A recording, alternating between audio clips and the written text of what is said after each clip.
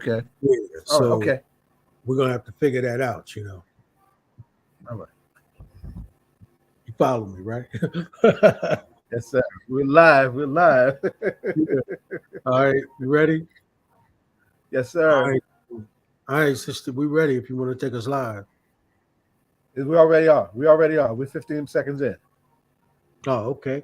All right, folks. Welcome to All Politics and Local America's number one political hip hop radio talk show. Y'all know if it's Friday, y'all know it's time for All Politics and Local. So, of course, Brother Zaid, you got the rundown. You want to give it to everybody? Yes, yes. We've got a lot going on today.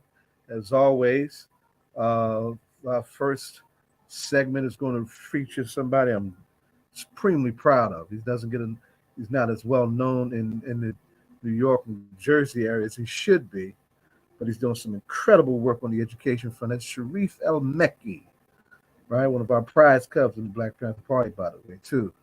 And after that, we will have our beloved Keesha Eure, Yeah. Director Eure, as she is fondly being called these days, as Director of the Office of Violence Prevention. Newark had a really challenging week last week on the violence front, and our violence intervention ecosystem definitely played its role in trying to help our community manage those particular challenges. She will give us some real talk as to how that went down and why it's important. 7 o'clock, we have the vote. Conrad Tillard will talk about what that looked like in New York, and as will Monifa Bandele. And we will have a special session, our hip hop segment, and it's going to be very challenging too. We start with a very humble heart and love for our DJ Rhino, because we're going to talk about his brother Tame one, who he just lost this week, right? Yeah. And Tame was a force within his own right in the land of hip hop. So we'll have a full segment talking about this young voice. So we got a full show, loaded show. Yeah. Anxious to get it in. Go ahead. I'm sorry. As well as when Conrad come through, we're gonna definitely talk a little bit about what occurred with of course Reverend Butts with the funeral, because he was there. So we're gonna get more of an update on that, some of the people that were there, and some of the things that's going forward with the church. So let's go on and invite our brother to the stream, and let's get busy in this conversation. Now, the Sharif, you got to bear with me, because I do these introductions that are quite heavy-handed, right? But before I introduce you, I got to tell you all this. It's not an unofficial line that's out here, but we did secure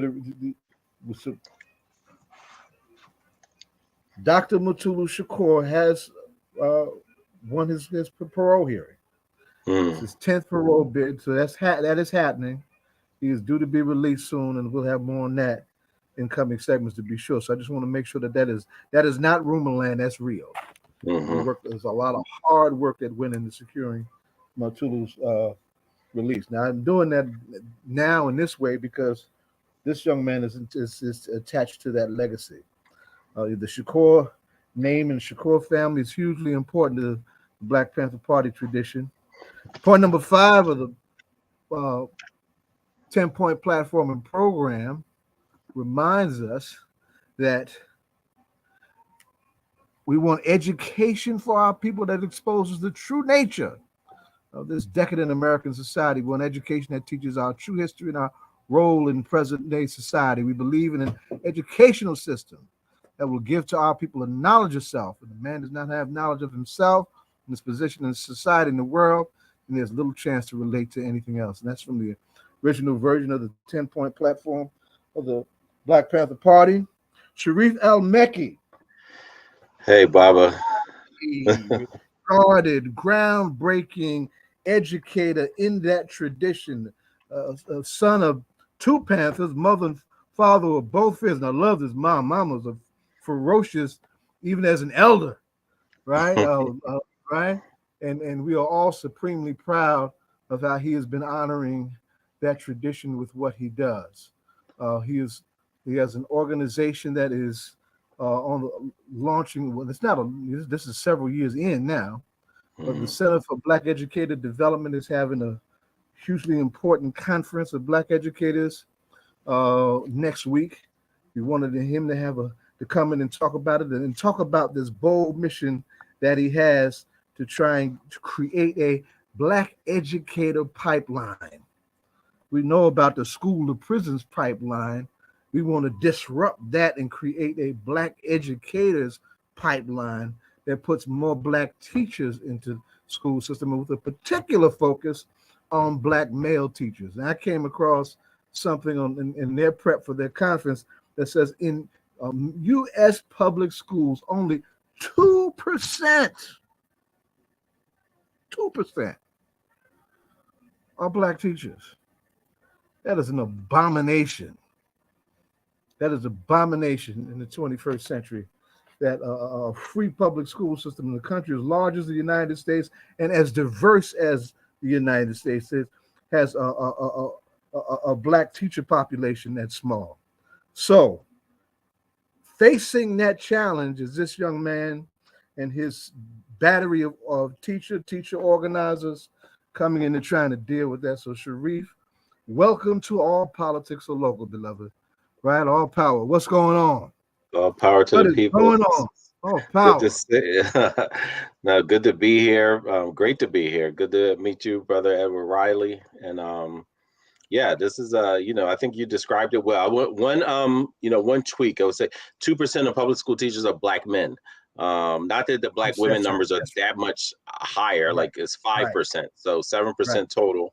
But as you said, when you talk about the diversity, particularly those who are using public schools, and when you look at the history of public schools, where those were largely Black people who were demanding that public education, that taxes be used to create a public school system, under fierce resistance, under the threat of death and burning those schools down. They were building schools, and so this is part of our tradition, and we've been locked out of it in so many different ways because people do not want to see Black educators, particularly those who are conscious and teaching accurate history and our contribution to civilization. So this is absolutely a critically important piece of developing and recreating, redesigning, and protecting a national Black teacher pipeline. Sharif, before we start talking about the conference and the challenge of getting Black men into the classroom, why don't you tell us your story? How you became an educator, right? Where you're at, the school that you're running. I've been to your school, right? Yeah, right? Yes, sir. Yes, right? sir. Tell us that story, right? So we get the human version of this coming straight from the organizer's mouth. Yeah, no, I'm humbled and grateful to be an educator, particularly with the traditions of, Black educators and their unique style of activism that's always been called upon in our communities. So as you said, a son of two Black Panther Party members who met and got married in the West Philadelphia branch of the Black Panthers. And my father had two cousins. Many folks in your audience would know one of them at least, Haroon Maroon Schultz, and Implacable Maroon. Implacable Maroon, as well as his sister, Saida Quay Schultz. Both have passed away, as did my mother. So out of those four, my father, Hamid Khalid, is the only one, in our family that is still on earth with us. But the ecosystem that they created as activists and connecting educational justice with racial justice and social justice allowed us to be in communities that of just fantastic Black educators that had a consciousness about them, had a community mindset and orientation about them. We went to an elementary school called Nithamu Sasa in the Germantown section of Philadelphia. Down the street from one of those Black Panther Party offices that Gestapo Frank Rizzo raided, back in the day. So this school was down the street from there. And these activists and parents who started this school for us as children laid some seeds in many of our lives. And we weren't thinking about necessarily becoming teachers at that age, but years later, those seeds began to sprout when I started meeting folks, and people started inviting me into the profession. And I'm just so grateful that they were actually honoring one of them, Dr. Martin Ryder, Black man educator who was in the school district of Philadelphia and was leading an effort that was a combination of forces between Concerned Black Men, which was a nonprofit, Cheney University, the first HBCU, as well as the School District of Philadelphia to recruit Black men. Unfortunately, that program ended, and it almost feels like that's what we're chasing, to rebuild that, but add some additional support so that it doesn't go away. And I think that's a critically important part of it. So I was a teacher and a principal for 26 years after Dr. Martin Ryder invited me to the profession. The person who told me to go meet Dr. Martin Ryder was one of the parents of that school I attended, Nathan Musasa. Mama Cynthia Moultrie, who actually now works at Cheney University. She reached out and called me one day and said, "Hey, they're recruiting Black men to teach. Sharif, I want you to go to that meeting." I'm like, "Mama Cynthia, I don't want to be a teacher." I mean, I was all in on the activism, but I did not necessarily look at leading a classroom as a form of activism. Dr. Martin Ryder, Mrs. Yvonne Savior, and so many others really helped me see that teaching Black children well, teaching them superbly is actually the purest form of activism, and help all of us connect the dots between that and the point number 5 on the 10-point program. Like, education is absolutely critical. And lastly, I would just say, James Baldwin said, history is not the past, it's the present. We carry our history with us. We are our history. And if we pretend otherwise, we are literally criminals. I ain't trying to be a criminal. I'm trying to honor that and make sure we're bringing the history of the Panthers, as well as so many other freedom fighters, into our classrooms, into our schools, into our districts, and ensure that we are being the vanguards that our children and our future collectively deserve. And that's through education. Tell us about I want you to tell a story about the school that you're running right now, too. Oh, yeah. Well, Yeah. Well, I actually retired from the principalship after 16 years. So the school that Baba is talking about is Shoemaker, the Shoemaker School, Master Charter Shoemaker campus. I was there for 11 years. It was the neighborhood I grew up in West Philadelphia. And I only left there to launch this organization, the Center for Black Educator Development. But I'll tell a little bit about the school. The school is a turnaround school. It was a school that was that people had given up on, that families were saying, like, this is not a great place for the Black child or the Black brain. I can tell you that, a good friend of ours and a hero in our community, Ramona Africa, grew up across the street from that school. Right. And so this just shows like how long this has been going on, where they've been underfunding, marginalizing our communities. And a lot of times they do it through our schools. Yes, the housing, yes, the economics, but also through our children and through these schools. Ramona Africa, when she was a child, lived across the street from Shoemaker, and her mother said, "No, you can't go there." Right. So imagine how many decades this is, where later on I'm growing up in that neighborhood and it's the same message, like, "Oh, no, that is not a good school for Black children." Well, I was grateful and fortunate enough to be able to be part of a leadership team that expanded that school, grew that school, and changed its trajectory, and that of the students that were, Black students in the community who were attending that school. So was there for 11 years, was not ready to leave. But this opportunity to rebuild, to work with a group of folks to rebuild a national Black teacher pipeline was just so compelling. And I felt like I could not any longer do it on nights and weekends, which is what I was trying to do. Nights and weekends, principal by day, activists with this rebuilding the Black teacher pipeline, but nights and weekends. And I felt like, what I really wanted to, after 26 years working directly in schools, I wanted to support teacher preparation, teacher and principal effectiveness, as well as this Black teacher pipeline, and still continue to work with youth. So our Center for Black Educator Development stands on, we're rebuilding the Black teacher pipeline. It stands on 3 pillars. 1, policy and advocacy and agitation, because you got to agitate for change often. Just advocacy alone sometimes is a little bit too weak. and unconcentrated. So sometimes it has to be that agitation to ensure that policies aren't undermining this Black teacher pipeline. Secondly, professional development. Like we need professional learning, coaching, reflection for anybody that's in schools as well as adjacent to schools, making sure that they have the correct mindset, skill, and will level to be worthy of leading our communities, classrooms, and schools, as well as districts. So that's professional development. And then lastly, pathways. We raise money to basically hire Black youth to teach. We use the Freedom Schools model, the Independent Black Schools model, as well as the Black Panther Liberation Schools. And we kind of mixed them all up, added teacher preparation, and then we hire high school and college youth to teach first, second, and third graders through a clinical experience. So imagine this Black youth teaching a first, second, and third grader literacy, positive racial identity development, educational activism. And then the two other parts of this pathways is this idea of you have this paid apprenticeship, but then you have early exposure where we create teacher academies in partnership with high schools, where you can take an elective of teaching one-on-one, but from a Black pedagogical framework, a Black historical lens. So imagine you're a ninth grader. You're like, oh yeah, I'm interested. I'm gonna take this course, or as I go through high school, so 4 years, I'm gonna earn college credit eventually while I'm in high school through dual enrollment, but I'm learning about these Black Educator Hall of Famers, Black folks' contributions, Black people's historic relationship between teaching and learning in communities. And then I'm going to actually practice this. So I go from this theory and history to actually teaching first, second, and third graders after school and during the summer.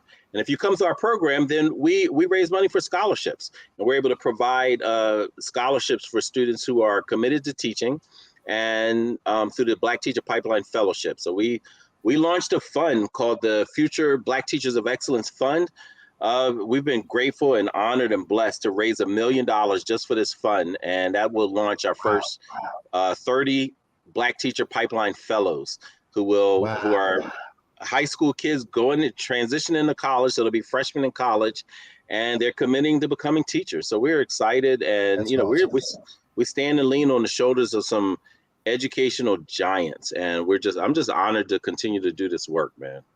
Wow, that's awesome. That's absolutely RBG. Awesome. I see the RBG, man. We used to sing that when red, black, and green is me. Red, black, and green. Yay, bo. So that's, I still feel like I'm living Nitamu Sasa, and the party throughout just this work. Well, do this for us, because this is an educational space. This is a grassroots audience, multi-generational, multiracial, all over Jersey, a lot of Newark, right? But a lot of folks do not know our freedom school tradition, our liberation school tradition, and our independent school tradition, right? Yes. Just sum that up on how those models help and influence what you're talking about. Oh, absolutely. I mean, we start off with positive racial identity and history. If you imagine, 80% of public school teachers are white, and most of them are going to be saturated with white educational theory from Europe or Americas. So imagine the 80% of the public school teachers who are coming into our communities that have not been badged or certified or credentialed by the community. They're coming from institutions that are teaching them theory about Piaget, Horace Mann, John Dewey, B.F. Skinner, Freud, all these white educational theorists, white behavior theorists who couldn't even imagine Black and brown children attending these schools, let alone having a healthy mindset about these communities of color. And so our job, we believe, is what does it mean to have the sacred role of being a teacher, and how do we introduce that to high school and college youth? And this independent school movement that I went to, and that were just sprouting all over the country. Newark is known for the independent Black schools that they had, as well as in New York and Philadelphia and other places. Like how did we certify the teachers to join us? So one thing we had to do, like, do you believe in the humanity of this child? Do you believe in their aspirations and their capabilities, their future? And the fact that we know from history over history, and this is their research, we already knew this, but research after research from some of these institutions today, like Yale a couple years ago put out a study and said, Black children experience their teachers' racism as early as 3 and 4 years old, daycare, preschool, We Right. know this already. So, Right. so even when their Yale puts this out, a report out, and people still want to hem and haw and well, maybe, no, we are absolutely, our children are trying to learn under duress in so many conditions. But when we think about independent Black schools, they looked at their success as their child's success and the community success. And if you don't look at that as that shared humanity, that shared success, that liberation schools, independent Black schools, the freedom schools movement that Charlie Cobbs started with SNCC, the Children's Defense Fund, and all the other the Yeah, I freedom see you schools like got Jonah Philadelphia. Edelman on your board. Oh, absolutely, absolutely. Mhm. Listen, I was a history teacher, and I'm a student of history, and this is absolutely critical. All of this work is deeply connected, and the more that they teach us that, oh, this is all siloed and individual, the more we buy into that, the worse off our next generation will be. So we have to understand, we are connected to our history, that there are people who have done this work, and we need to, yes, there may be some changes and some tweaks because we're applying it to this time as well as the future that we don't even know what will hold, but we know our students will need a positive racial identity. We know that they will need to be critical thinkers. We know that they will need to be communal in their orientation and in their work. And we want to embed those type of principles within our teacher prep program.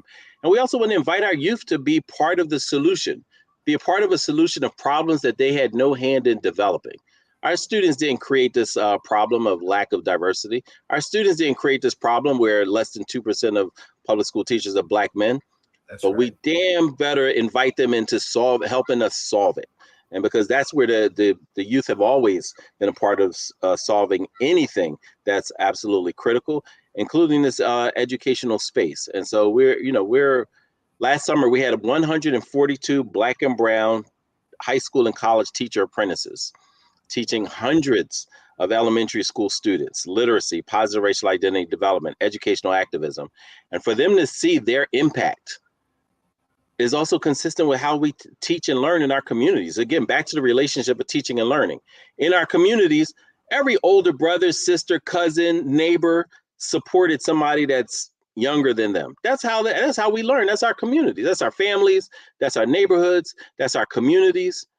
And so this is natural. It's only when we go to a public school system that they start segregating and saying, no, not only you're not part of, you're not a leader, you're a kid, you can't lead. They also say, no, you can't learn from each other. We're going to segregate you by age and by neighborhood and things like that. So we just believe in building on that. And oh yeah, test scores and affluence, right? We know, if you're affluent and influential, we're going to build a school for you over here. You don't have to congregate with these other folks, even if you live next door to them, even if you live in the same house as them. We're going to separate you, and that's the opposite of what we believe in.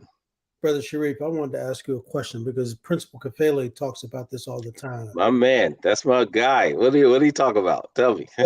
So and I want your opinion on it, right? Well, what does it mean for another Black child to have a Black teacher, a Black male teacher in front of them? What does that mean? Yeah, I mean, it means deeply, and I'll start off with just the data, but then I'll just share what it actually means deeper than that. So we know a single child who has a Black teacher, a Black boy. Let's start off with Black boys. They're 18% less likely to be referred to special education services, and we know that they are sending our children, particularly Black boys, to special ed classes with even less resources than they did before. No access to grade level learning and so forth, as well as community segregating them within the school. Sometimes relegating them to closets and basements, and that's where they're learning. I'm saying the size of it, right? The size of the classroom, and instead of this first class experience, they're getting the worst. But short term, brother, we've known forever that having a Black teacher, having a Black man teacher, was going to do a couple of things. One, you're going to have higher expectations, higher levels of support, better test scores, better grades, better attendance, more likely to graduate high school, more likely to go to college. A Black boy up to 39% will be less likely to drop out of high school if they have a single black teacher. Just one. Imagine if they have 5 or 6. Imagine if they had, like me, I had all of them. And, I had one white teacher all the way from pre-K to 10th grade, right? But imagine one black teacher can have that kind of role, up to 39% less likely to drop out and up to 29% more likely to go to college. If they have 2, it's 32% more likely to go to college. So we've known this, and we've known it for a long time. Caroline LeCount, back in the 1800s, right here from Philadelphia, she was a fiance of Octavius Catto, who was murdered for organizing. He was an educator, murdered for organizing people to vote. So this was our black educational power couple. Caroline, people should look her up. Caroline LeCount, educator. Octavius Catto, educator. But she was saying we need more black educators for black students. So way back then. But there's also another factor. Not only is it I'm seeing you and you see me, right? I have a relationship with you. I believe that I'll be successful if you're successful. It's a community. But I can also, as a black teacher, influence, if they're set up well, they can influence the policies and stuff that permeate the school. The racism, and address some of those. Address the colleague who's being racially biased or racist towards students, and elevating people's mindset, skill, and will. And this is why we need the conscious, the courageous, and the content, masters, in our schools and classrooms. But it's critically important. It's critically important. Yeah, that's one of the things that I think what disturbs me tremendously about our brother LeBron James, right? I think that, he has all of those white women who are educating all those black boys and black children. And we hear this from yourself now, and of course from Principal Kafele when he talks about the importance of having black male teachers. And I'm sure LeBron has enough money to have done that kind of study where, that kind of data would have been available to him, that these kids would be a lot more successful if they had black male teachers. And I agree with you, because I didn't have the kind of effective black male teachers until I got to college. And Dr. Gunther was probably the most powerful black teacher in my life, and changed my life, not only because of Dr. Ben being his uncle, but I think that kind of style of teaching that he had, and that word that you use, communal, I think that he had that in the fact that his whole style, right? Like, I was looking at something that Principal Kafele posted online, and he was talking about just the fact that he would meet his students at the door, right? Yeah. And I can remember Dr. Gunther did that. And when I first met him, I didn't understand what that was about, right? And it took me a while to get that, how he would meet you with a handshake coming in the door. And it wasn't the old okey doke white boy handshake where I got one behind my back and I'm about to punch you with the other one. It was the black power handshake, and it was a love shake, right? He shook your hand and he hugged you. Love shake, I like that. At the same time. And you got to realize, for brothers coming from the inner city of Newark, we didn't really we're like, yo, what are you, gay or something? Like, what's up with that? And it took a while for us to understand that this was a black man who was saying to young black boys that I know who you are. You may not know, but I know who you are, and I want you to understand that I'm your teacher and I love you right from the door. And we got that.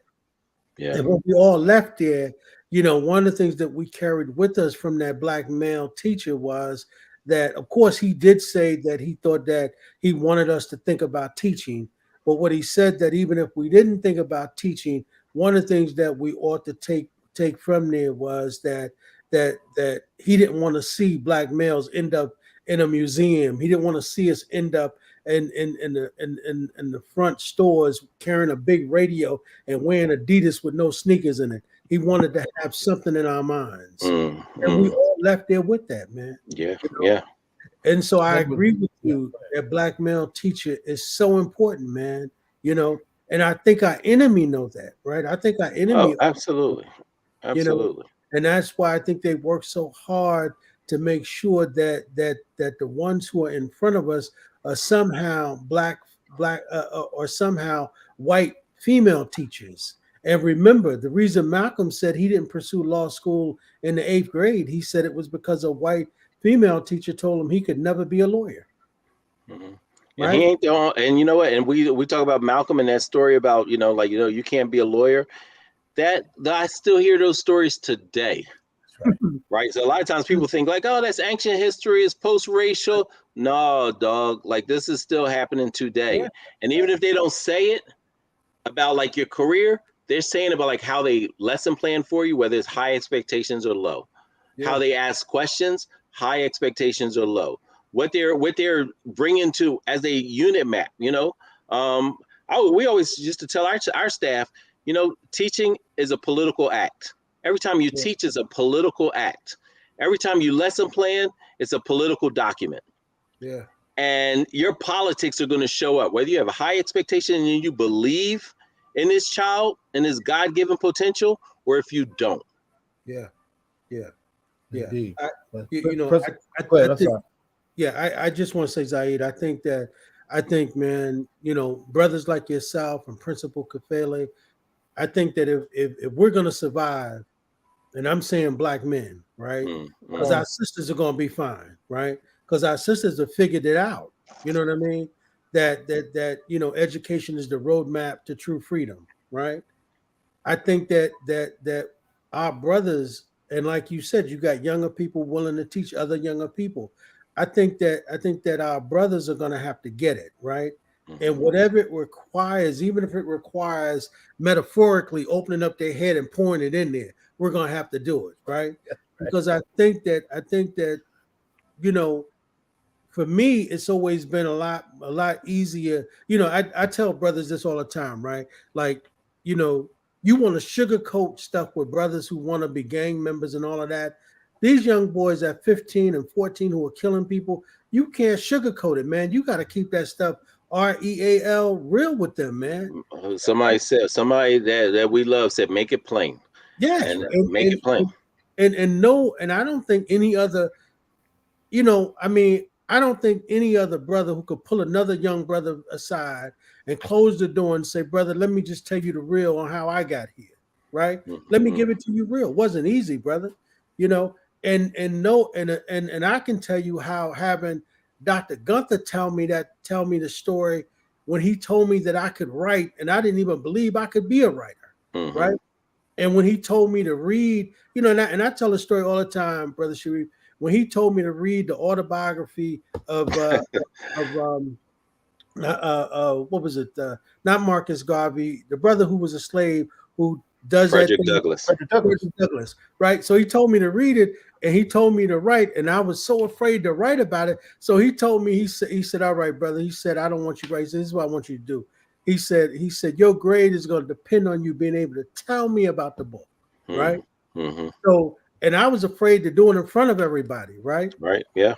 And so he said, all right, brother. He said, you told me you read the book. He said, brother, your final grade is going to be you lecturing to me and you, brother. You teach me. Yeah. Right. Yeah. So so this was so he met you where you were, right? Yes. Like, and he respected it. He wasn't so rigid because, but that's again that shared principle, right? Like, and we're talking about like the Nguza Saba living through the Black teaching tradition in so many ways. Like while they so many of us got to wait till we in prison and figure that shit out. Yeah, man. Being that raw, but and that's listen, don't call. Yeah, no, you're right.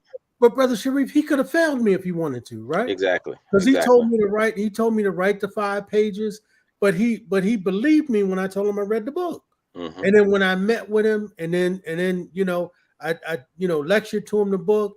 He not only did he give me an A, he gave me an A+. And do you know what he told me some years later? When I went to law school and I came back, he said, "Brother, don't you know you owe me a paper?" Nice. And I wrote him a paper. And I wrote him 15 pages. I love it. Right? I wrote him 15 pages. That's amazing, man. Right? That's amazing. Yeah, that's the Black teaching tradition, man. I hope you wrote that story somewhere. That's right. You took the words right out of my mouth, Sharif. That should have been published. Yeah, man. Like those stories are so important. They're part of the Black teaching tradition. My friend, Chris Stewart talks about that his father used to teach him that, you know what, we have to, and when you're talking about any system, but particularly the public education system, you have to infiltrate and double cross anywhere where white supremacy is reigning supreme, and educational systems are that. So how do we infiltrate and double cross? That was an example. The traditional system would have told him, like, no, you have to fail, that young man. No, you can't accept that, all of those kind of things. He infiltrated and he double crossed and said, no, I'm elevating this young Black youth because I see the potential, and we have a shared, not only history, but a shared future. And too many people are in our schools and classroom. They don't look at us as shared future. They're like, oh, I got mine. You better get your own. Well, I don't live here. I'm going back over the bridge. I don't care if you're literate or not. It doesn't impact my future directly, right? But for Dr. Gunther, he's like, nah, your success impacts my success. Your future is linked to my future, and vice versa. Yep. You know what I realized later, when I came back to see him, and I handed him a Juris degree. You know what I mean? Mm-hmm. And one of the things he said was, he said, my job is not to let you fail. He said, that's my job. Mm-hmm. And he said, I knew when I met you that you had greatness in you. He said, you just didn't know it, you know? Yeah. And he said, but I thank God for somebody who met me. This is Gunther talking about himself now. Mm-hmm. He said, somebody met me and saw greatness in me, right? Yes. Yeah, and that's the difference between Black boys having Black male teachers. We see greatness in each other, right? And it just requires another brother or another male, I believe, being willing to stay there long enough to pull it out of them, right? Because we don't have that. And a lot of us, and you know this already, that phony shit that come from all them white female teachers, it ain't real, man. It ain't real. And I've had a lot of them white women teachers coming up, and I can tell you that none of them ever reached me the way Dr. Gunther reached me as a young man, right? Mm-hmm. And I was trying to find my way, and the fact that I saw him in that class every day, and the way the swagger that he had, the way he carried himself was just dope, right? He was like, I mean, you could be cool and be educated. You can be cool and have a doctorate, right? No doubt. Like all of that was cool. I was like, whoa, because I didn't know educated men that was cool. Because I'm like, the educated dudes talk. You know how Eddie Murphy make fun of the way they talk, right? Right. Me, that's how I saw them. But Gunther didn't, and Gunther didn't talk like that, right? I mean, he was real for everybody's benefit. Was real authentic educator at Essex County College for years. Yeah. Right, very important to Ed generation. And whatnot, the younger heads might not know about Leonard Gunther. Cut his chops, being a master on the story of Adam Clayton Powell, and he himself was a bold son of Harlem. Right now, another name that has been popping up already, and this could be now lead into the conference, segue into the conference, is the name Principal Kafele. Tell us what's going to happen at the conference, when it's going to be, where it's going to be, and who's going to be there. Oh yeah, well, you know what? Some of our friends will be there, including Principal Kafele, who will be on the panel. I've been trying to get y'all together for moons. Yeah, man. Listen, I met him years ago, brother, and he gave me just some great advice over lunch. And that was my first time meeting him in person, and he just pulled me to the side. And again, Mary Church Terrell, excuse me, a legendary Black educator, back in the day said Black educators must lift as they climb. Right, and that's what he does, and that's what we're doing through this convening. So this is actually our 5th annual National Black Men Educators Convening. We are grateful, blessed. We are completely sold out, standing room only at this point. So unfortunately, we had to close the registration, but we are looking forward to building. I'll tell you, there's a delegation from Berlin, Germany, a Black group of 5 Black educators who are coming in from Germany for this convening. Virgin Islands, Washington, D.C., and 35 states are represented at this convening. There are 900 plus folks registered. It'll be next Thursday, Friday, and Saturday, November 17th through the 19th. And this is our 5th one. This is our 13th Black Men Educator Convening altogether. But in 2017, we launched our first national one where we were just inviting it beyond our, tri-state area of Pennsylvania, New Jersey, and Delaware, and opened it up to, just a national, audience and participation. So we've been grateful. We got Principal Kafele as a panelist, Salome Thomas L, Dr. Chris Emden out of New York, Ilyasa Shabazz will be keynoting on Saturday, talking about educational and racial justice, the legacy of her parents as educators. One in a formal sense, traditional sense, I should say, and the other one in the non-traditional sense. But educators, nonetheless, for our people. Those who don't know, Ilyasa Shabazz is one of the 6 daughters. Daughter number 3. Yeah, daughter number 3 of. Brilliant writer too. That's my Yes, I was like, please bring some of those books. So daughter of Dr. Betty Shabazz and Malcolm X. So we're grateful to have her and so many others, man, who are there to lift as they climb, lift as we climb, and build. We're going to continue to build together to rebuild this national Black teacher pipeline and to make sure that we're protecting this national Black teacher pipeline so that people can't burn it down today with a stroke of a pen or a stroke on a keypad. This is our job. This is our pleasure, duty, and honor to be able to be in this space next week. And grateful to be here to share about it. And people can follow us online to, even if they're not unable to make it, they'll be able to see it's hashtag BMEC 2022. So, and you know how hashtags work. If you follow that hashtag BMEC 2022, you'll be able to, folks will be able to keep up and hear about the community. And that's the one thing I'm just, I've never in 30 years now in education, 26 in the school and now 4 years outside of it, I've never not been in community with others. And so the fact that this is a continuation of that, continuation of the work of the Panthers, folks who've built independent Black schools, the SNCC and Freedom Schools, CDF and Freedom Schools, and then of course just the freedom fighters that we may not even ever know their names, but we know that somebody was lifting as they climbed, and that's why we're here, and this is why our work is so critically important. Now let me ask you a question. Do you have a website? Well, yes, yeah. I'm putting it up right now. So we have two. We have, so one is the one that the Center for Black Educator Development. That's one. There are tons of resources on there. And then there's another one. Our students, high school students, again, I talked about educational activism. They had to come up with a project. Their project was a campaign. And they came up with this campaign, hashtag We Need Black Teachers. They said it's a rallying cry and a demand. You talk about inviting them into solving the complex issues that they had no hand in creating. This is their part of their solution of amplifying. We need Black teachers. And if you add that to .org or .com, that'll go to a website as well. We need blackteachers.com or .org. It'll take you to the same place. And there's also an incredibly important part. We invite people to follow us online, all the social media platforms. Sign up for our newsletter where we continue to put resources, and we'll also be announcing very soon our summertime Freedom School Literacy Academy, where we will be looking for Black high school and college youth to teach our first, second, and third graders. So we're looking for parents with first, second, and third graders, high school, college youth who are interested in teaching them, being coached, being mentored, being supported, particularly if they're interested in becoming teachers and joining this Black teacher pipeline and being the vanguards that use teaching kids superbly as a form of activism.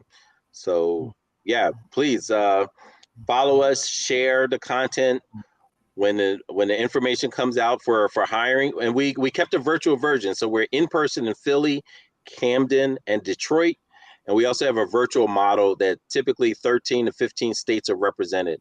And we hope we have a strong Newark and New York contingent this year, at least virtually. Well, I tell you, one of the things that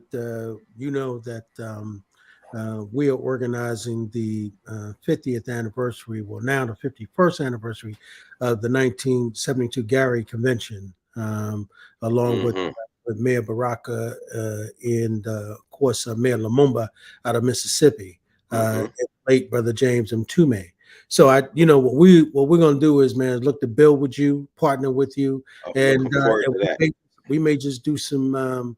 If you guys have press access, maybe Zaid, we could set something up and maybe go down next week, and maybe we'll set up, because we also created our own MBPC network. Right? I gotta be in Phoenix. I gotta work. Sharif asked me to go moons ago.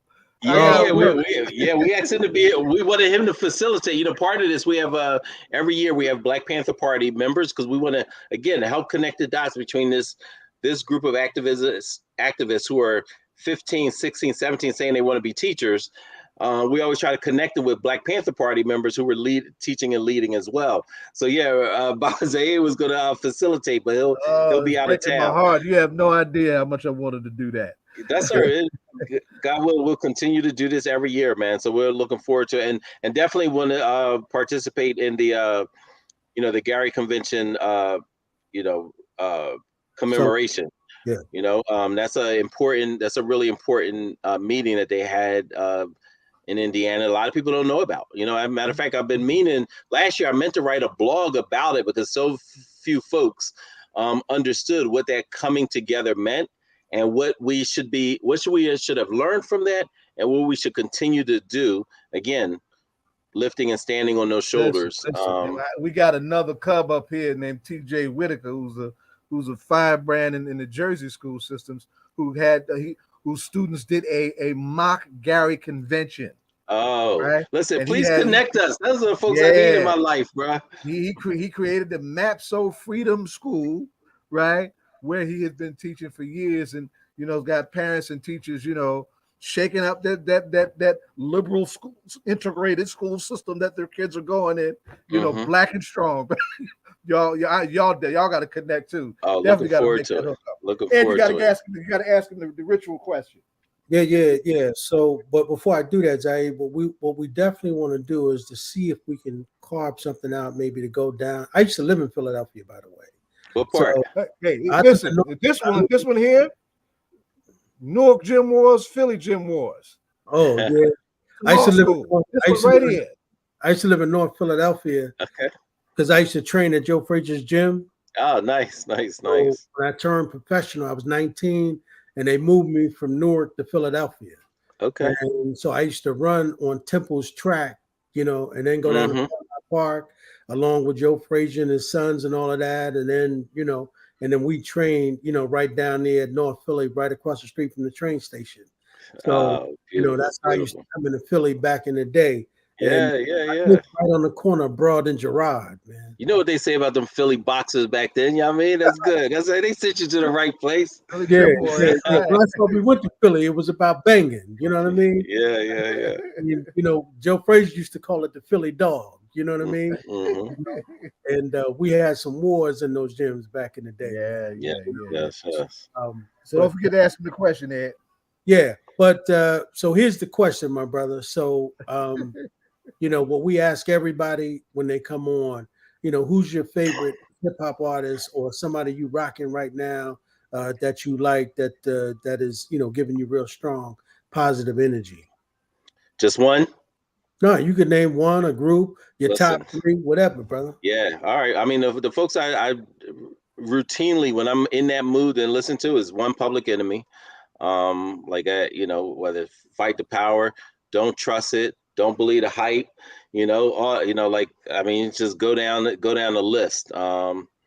Another one is Dead Prez. I just really appreciate Dead Prez and what they represent, what they were doing. And the third one is The Teacher, KRS-One. So those three, my kids will know. They were just like, they were like, is that Public Enemy? Is that Dead Prez? Is that KRS-One? They still can't tell exactly unless Flavor Flav say something. They're like, oh, that's Public Enemy. But they, I'm like, yeah, y'all got to learn right. All this mumbo jumbo stuff that people can't understand, talking nonsense. Brother Kafele, my guy, can't wait to see you, brother. That's a hookup I'm glad to see. Yes. But I mean, I have a deep love for for hip hop, but particularly coming up. It says it speaks so much of hip hop speaks to you when you're at certain, stages. And, when PE came out, I was like finishing up high school, and it just spoke to me, man. It like what Chuck D was saying. I was like, yo, I was like, he's articulating what I feel. You know what I mean? Like that. Yes, that's exactly what I meant. But I couldn't put it in words. I couldn't voice this frustration. And they were able to do that in a real profound way, during that, just a critical age and point in my life as well. So, Okay. I love the question. Yeah, well, that's how we rock, man. It's about finding that music. Like, I can remember, man, I had some nights when I used to get into John Coltrane, you know what I mean? And there some hip hop songs, man, that just keep me in the right spirit. Yes, sir. Yes, sir. And it's all about the struggle, right? And just making sure because remember, African people and music go together. Right. That's the first weapon that was banned was the drums. Right. Yeah. You know what I mean? So that's the first weapon that was banned. They're like, don't communicate. Yeah, they're like, don't communicate in your language and don't use those drums because And matter of fact, that's one of the things that my kids recognize when that joint. They're like, here come the drums. Like they know what it is, bro. Like so, yeah. And that other joint they love hearing too black, too strong. Yeah, too black, too strong. Like, man, matter of fact, I might play that next week as part. I got to figure out, like, yo, when did this part come on? I need to do that during one of the transitions, So, DJ Hines, I'm gonna be hollered at you with a playlist. Yeah. Well, look, brother, we're gonna try and make some connections with you, and hopefully we can schedule to shoot down with and bring the MVPC network, and maybe cover some of the stuff on the network, man. We don't. We created it specifically for the National Black Political Convention, but I think what you just shared with me, I think fits in line with what our motto is, and that is about trying to raise up these young Black kings, man. Yeah, well, let's build together. Just let us know. Baba Zay can connect us via email, and we'd be happy. We got some media coming, but we want our people coming as well. As part of the media. So. Yeah, absolutely. It's been an honor and a pleasure. Thank you all so much. I was as well, my brother. Thank you. Thank you. All right, brother. You killed it. You killed it. Right on. We've been for a long time. Let's ride. Let's ride. Let's go. Peace, Keesha. Peace. How you doing, Ed? Hey, Baba. How are you? Hey, sweetheart. How you doing? I am doing all right. Happy Veterans Day to all of us that's on the front lines every day, all day. Thank you. Folks that's doing the work. Yeah. Well, hope folks got what you just said. Keesha, I was thinking about something that I heard Tamika say yesterday when she was talking about, she was at this panel down in Washington yesterday. Right. I saw at Howard. Yeah, at Howard. Mm-hmm. And, one of the things I was thinking about, that she said when I text her, and this, people who operate on this work on y'all level, right, don't understand, I think, that on one level, y'all got to be who y'all are as Black queens. That's one. And then on the other level, y'all got to be there trying to help represent the families to make sure that the victims of these crimes and the victims of this violence in some kind of way are able to survive and go on. But at the same time, y'all have to be able to stay healthy in order to be able to help them. Right. And I think that is a question I've got for all of y'all is, how do y'all find that medium? That's one of the secondary stories of what we brought her on to talk about. Because last week, the volume, the impact of what we confront, trying to reduce this violence, trying to intervene in this violence, trying to stop this violence, hit every level, right? And we had our forces in place to address it, but it hit every level in a way that we need to talk about. So I wanted to contextualize your question. So Keisha, tell us what happened last week and how did our ecosystem respond, and why? What must we do to tell that story that the press doesn't have a clue about how to tell? And that's one of the reasons why we're doing this segment, of course. So we are, so under the Office of Violence Prevention and Trauma Recovery, Mayor Raj J. Baraka, City of Newark, we have an Office of Violence Prevention, but we also have a Brick City Peace Collective, where we have our ecosystem, as you talk about, is our organizations and our people in the community helping us to be able to do this work. And addressing violence and crime in our city from different levels. We have an educational side, we have a mediation side, a trauma and art side, a diversionary side, youth, adults, behind the wall. So there's so many different layers to the work that has to happen and that we're doing. And we're ultimately talking about public safety, right? And so how do we keep the public in public safety? How do we put it back into the hands of the community and have community ownership? And so what we're talking about today is that when there's a public safety issue, there's a community response that happens that gets lost and most people don't know. And so as Baba Zaid is talking about last week, we go back to having one of our officers, and his funeral was yesterday, who, unfortunately committed suicide, which creates a ripple effect throughout our law enforcement who are deeply affected. Being a young man, classmates are impacted, and really having to do a check on our law enforcement and our officers and people who are first responders to see if people are okay. So when tragedies happen and trauma happens, there is a residual effect that happens beyond just that initial incident.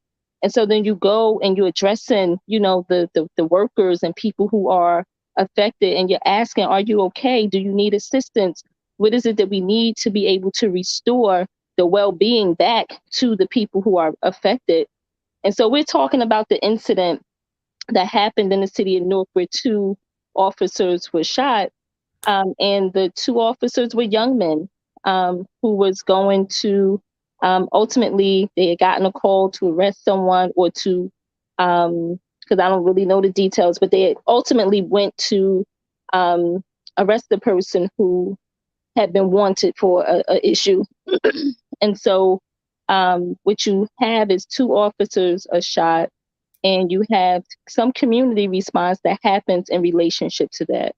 And so I'm at the scene, Office of Violence Prevention, Newark Community Street Team, the Hub, Newark Anti-Violence Coalition, New Direction.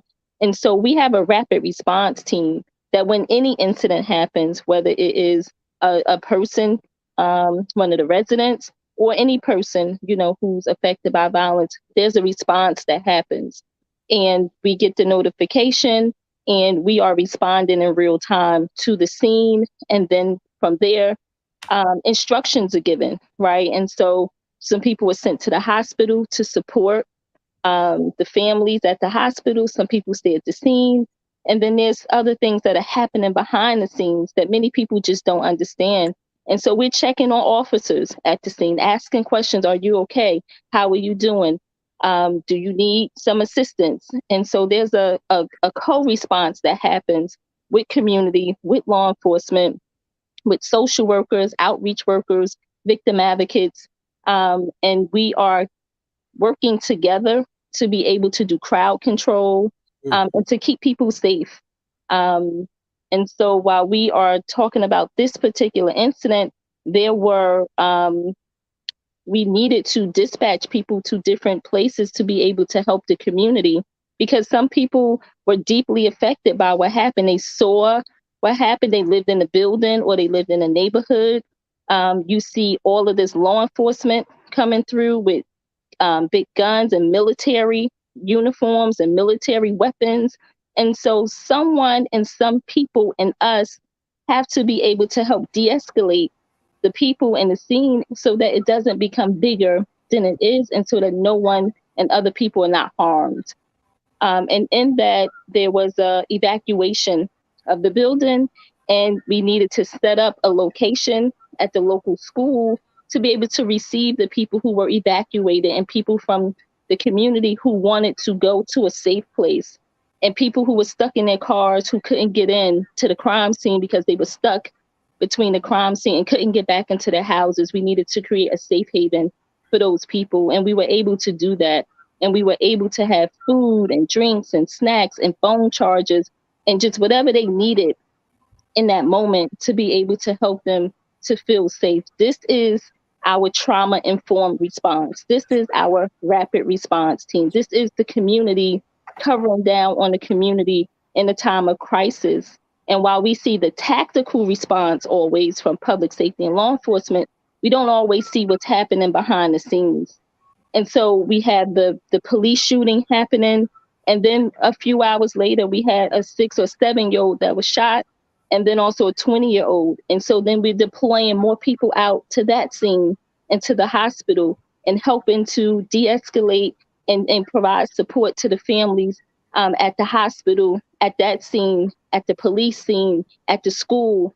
And so there's several entities and several responses happening at the same time that a lot of our residents and our people don't get to see, that there's someone who comes to ask and see how can we help the families. And then we go back the next day and we knock on doors and we ask, are you okay? Is there anything that you need? And we went back to where the 6-year-old and the 20-year-old was shot the next day, and we did some food distribution and we knocked on doors and gave out literature and talked to the families, because we had children who were scared.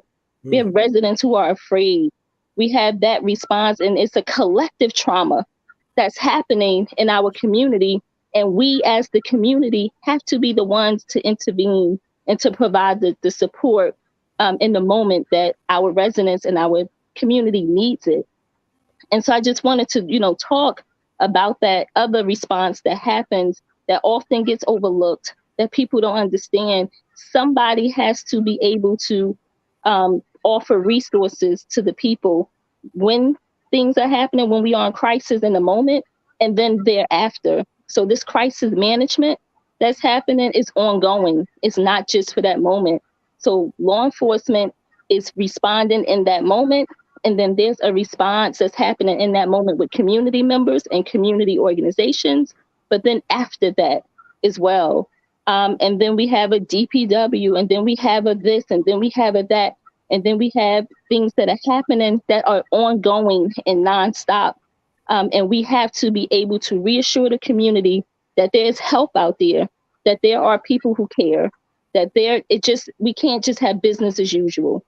After things happen in our community, it just can't be business as usual. And what do we do in terms of our ecosystem that Baba Zaid is talking about, of all of these organizations, clergy, police, everyone who's a part of the system, Board of Education, everyone, how do we make sure and ensure that we continue to work collaboratively together to be able to provide safety in our communities? That's a lot. That's a lot, and it was a lot. It was a lot. You want to jump in, Ed? Yeah, one of the things I'm still, I think with all of that, Keesha, I think that, how do we keep, or how are you all able to keep yourselves Back to healthy? your original question. With all of Right. that? Okay. So for that question, I probably am going to say, I don't know. Right. So for the most part, when it happens, it happens. And many of us are trained because we are first responders and we do this work day in and day out. But as we talk about in trauma to trust training, right, there's a physiological response, right? For people, you have anxiety, and there's a high threshold for you handling a lot of anxiety and people's fear, right? People are afraid, people are scared, people are frustrated, people are aggravated. And you have to hold that. And then you have to stay calm enough to reassure them that it's going to be all right. And you have to be able to do that. So, some of us are passionate about this work. And some of it is not work for us because we've been doing it for so long. We just know how to hold space for people. But for us today, days when we get a day off, we have to take a day off. And then you have to know how to turn your phone off. I unfortunately can't do those things because the notifications are coming through, but I'm learning how to delegate more. I'm learning how to use our partners more because we are funding some of these organizations, and they get state funding, they get federal funding. We're now helping them be more accountable as well, and utilizing them as well to be able to do the work. And then we have people just staying in our lanes, right? Everybody can't do everything. And just knowing your capacity and knowing your strength to know that you can't do everything and be everywhere and help everybody. And then really just connecting people to the people who can, and then asking for help. And so I'll say this here. We were on Mayor Baraka's show last Friday, but I'll say this here we need help. Right. So the Office of Violence Prevention, the Brick City Peace Collective, the Hub, the Newark Community Street Team, Newark Anti-Violence Coalition, Newark Community Solutions, New Direction, our clergy, our council, we need help and assistance. And so while this is what we were created for, we certainly can't hold all of it. Law enforcement can't do the work alone, and we're not looking for them to be able to do it alone.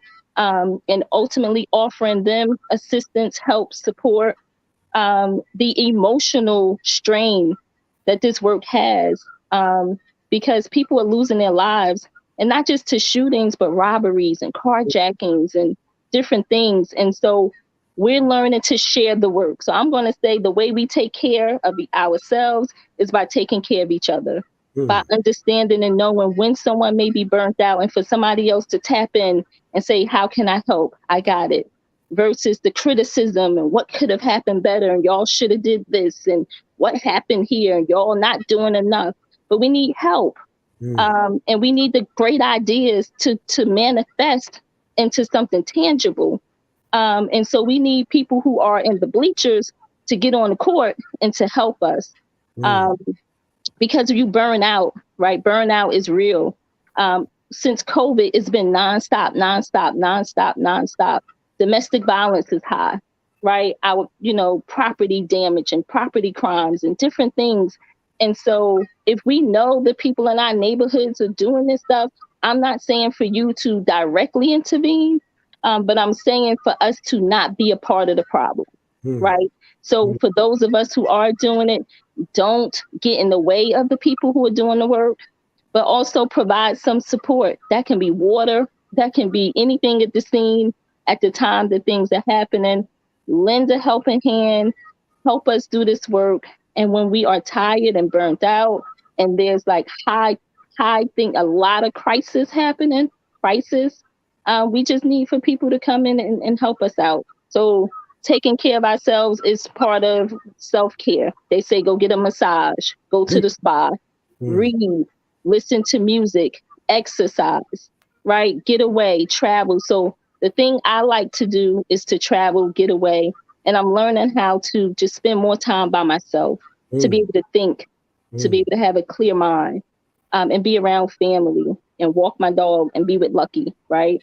But to do the things that make you happy, to do the things that bring you joy, and learn how to prioritize, structure your time, organize your time, and to delegate and ask for help.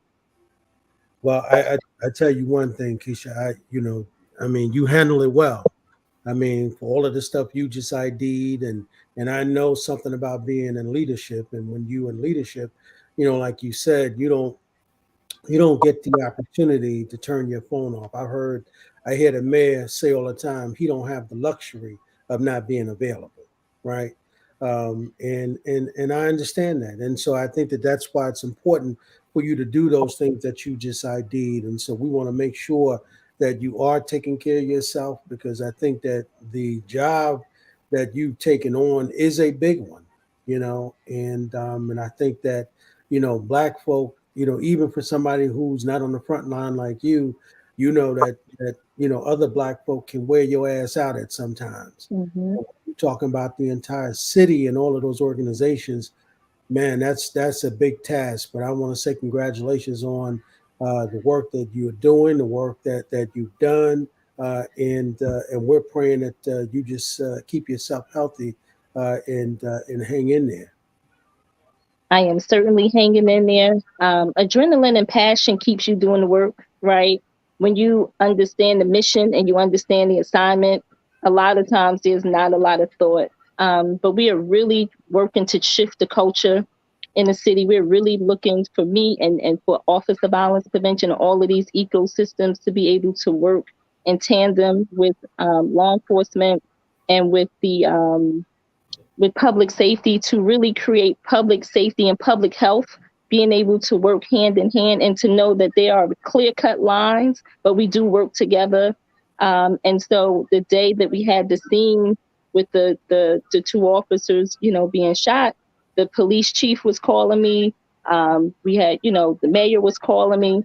And we were really trying to coordinate a strategy right in the moment together collectively with clergy, with the deputy mayors, with the council people, with all of the law enforcement entity, with the press, and with all of the organizations. So I think that, for us to be in a crisis right in the moment, that we were able to manage it well. So we had the law enforcement, the tactical strategy, but then there's a community strategy that's happening because we want to get to the root causes. And so, it was said that the young man had mental health issues, right? And he's not the first one. There's so many of our young people, and there's so many people out here who have weapons because they don't feel safe. And then, we have people who have social issues, emotional issues, financial issues, and we know at the root of violence is power, respect, right? All of those things, and a lack of resources. So we really need to be able to fill in the gaps to get people what they need in the moment. And when they cry out for help, that we really have tangible help that's there for them. So my job, and I'm being pushed and I'm being tasked, right, to be able to do this, to be able to have more resources, to be able to fund more of this work. My office is a clearinghouse to be able to fund this work, but for us to be able to work through the root causes, not to solve crime and violence, not to stop crime and violence, but really be able to intervene so that we can really be able to help our community feel safer, right? And so it's not good when our residents, our elderly population, our children can't go to school on time. We have no community street team providing safe passage. We have the hub that's working on our juveniles who are justice involved and to get them trauma recovery services to help them with their behavior issues. We have our school system that's working and trying as hard as they can. We have our hospital system when a person is injured, right? They go to the hospital first. And how do we make sure after they leave the hospital, they get services that they need, that we make sure we refer them out to the right people once they are out of the hospital so they don't keep coming back over and over and over again, right? And while we're at the hospital for these incidents, there's incidents that we don't get notified of, and we see people coming in with assaulted, and we saw people coming in and they doing CPR in the moment. In our city, we have an issue with substance abuse. There's an overdose issue, right? We have overdoses happening at a rapid rate, right? There are so many issues, and that we have to be able to help people who are witnessing these harms that are happening, that are witnessing this stuff, because we need to be able to help people not be afraid to feel safe in our community. And what is it that will help them feel safer? And making sure that we have the resources in place for them. Right. That's it. Something's coming up as a broad community-based activity that's coming up this weekend. You want to share that as we wind up on Sunday? The community walk. The community walk on Sunday. I don't know. You need to share that. Oh, okay. Now I don't have the flyer in front of me, but there is a community walk on Sunday that involves about 4 or 5 of the organizations, and the office's logo is on the up on. Now, and I should have had it in front of me. I'm trying to put my hands on it as we're talking. But there is a community walk that's taking place on 12 noon on the block this coming Friday. That several of the organizations are taking part in, and I believe NCST, the street team, is taking the lead on that. Okay, I know we did it last week as well, so I'm not sure about this week, but last week we went back into the neighborhoods, back into the community. So that incident happened on Tuesday, Wednesday, we were back out there Thursday, Friday, and Sunday. And so making sure that we get information into the hands of the people who didn't feel safe, want to be relocated. So giving them the information for relocation, giving them information for any and everything that they need. A lot of people need counseling and therapy. And I would say for us to talk to somebody, it's okay to talk to someone about whatever it is, whether it's family issues, neighborhood issues, but we really need to be able to know that it's okay to talk to someone, and those resources can be covered if you don't have insurance and things of those like that, that you don't have to worry about who's going to pay for it, how it gets paid for. There are resources. The prosecutor's office was also present, the witness victim unit with Pam McCauley, who was also present to help us. They have a wealth of information that's underutilized. Do great TV work too, yes. And Pam has been on here several times. Yes, got to bring it back. Yes. All right. And so we are working together. We are working in partnership and collaboration. And so we need the community's help, and we are welcoming all suggestions, and we are doing the best we can with what we have, which is our passion, our mission, our visions, and the love of the people. And let's understand this. And then as we wind up and Ed get ready to ask the ritual question, all of this was built around using 5% of the police budget to put this system in place. 5%. And then look at how much is done. We've reduced violent crime in this town by 50%. And other towns around the country trying to figure out what we're doing to try and help bring some peace in our streets. Right? Go ahead and ask the ritual question that we got, and we got Conrad waiting in the wings to get at. So I think Keesha, I don't know what you listening to with all of that going on. I'd be interested to know what you're listening to. Gospel music, some stuff that just kind of help me focus and center myself, and whatever I can when I can. But I'm ready for your question. Yeah, so the question always is, what hip hop artist or hip hop song you listening to right now to, keep you in that revolutionary spirit? Probably nobody, but I always get excited when I hear "Me Against the World" or some Tupac. But I would say in this moment, some Hail Mary, some Machiavelli. That's probably all I got right now, because it helps to fuel the spirit. Yeah. But that's my answer. It's probably gonna always be Tupac every time you ask. All right. Most famous cover of the Black Panther Party, Tupac Amaru Shakur, and we announced again that his stepfather, Mutulu Shakur, has been cleared for parole. That is amazing. I'm so excited that I get to see it in my lifetime. Oh, man, this is under the cloud of him being terminally ill. So right. It's a bittersweet victory, but it's one that we definitely gonna claim, because under no circumstances are we gonna let that revolutionary healer die in the clutches of the state. Absolutely. So long live Tupac Amaru Shakur, long live Afeni Shakur, and Mutulu is going to be coming home. I love you, sweetheart. I'm proud of you. You know that. We got you. Okay. Thank you. Have a good day. And definitely another salute to all of the people that's on the grounds doing this work, front lines. Happy Veterans Day. All right, Keesha. Right on, baby. Yes, sir. What's good, Conrad? Thank you for waiting, brother. That's all right. We got him sitting down. He's in the office. He's got all the pictures in the back. He ain't cramped up in the car and struggling to stay home. Well, I tell you why. I tell you why, because I came down with COVID. That's the only reason. Oh my goodness! But about be careful. About 6 or 7 days ago, I made it 3.5 years and never had it. So it finally caught me. And you're right. That's why I'm not, as I usually am, moving and grooving.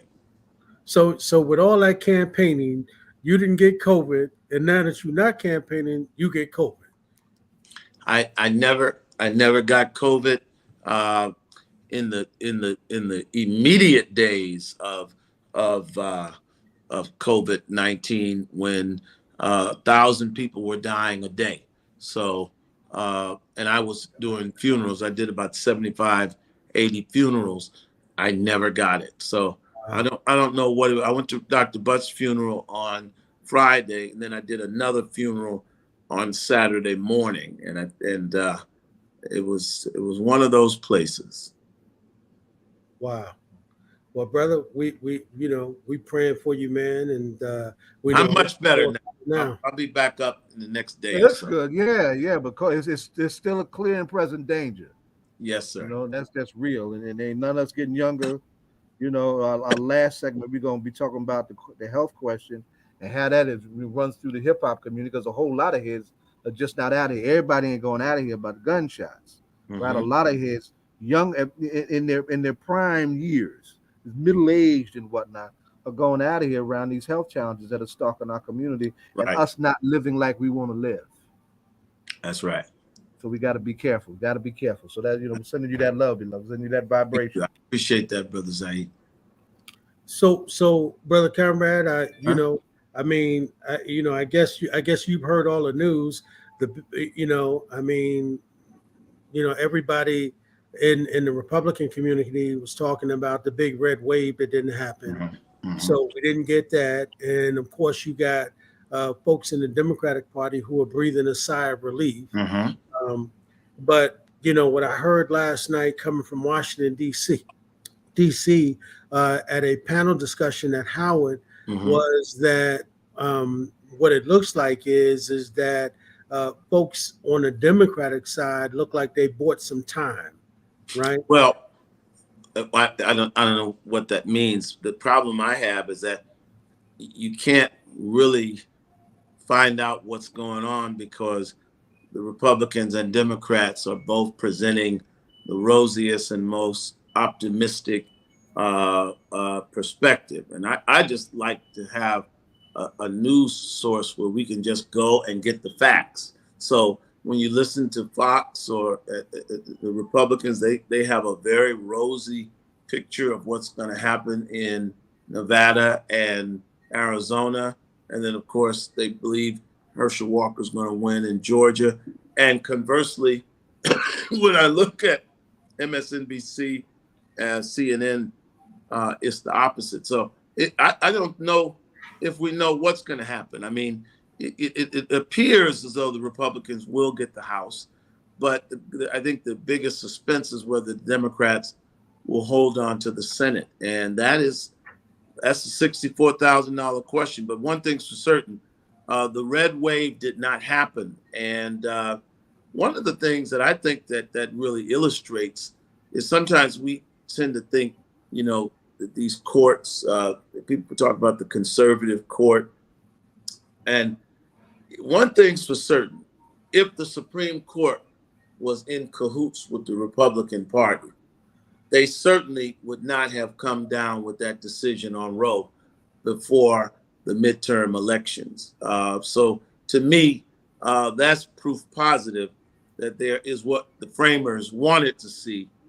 That is a separation of these powers, because the decision that the Supreme Court made on Roe gave Democrats a lot of enthusiasm in these last several elections since that decision. It didn't do the Republicans any favors, that's for certain. So what do we think now? Now let's bring it back to New York. Sure. One of the things that there's concern about, and we hope that there's not a divide emerging, right? Because it seemed like that there was a loss of some congressional seats in New York State. New York State was a bloodbath. For Democrats.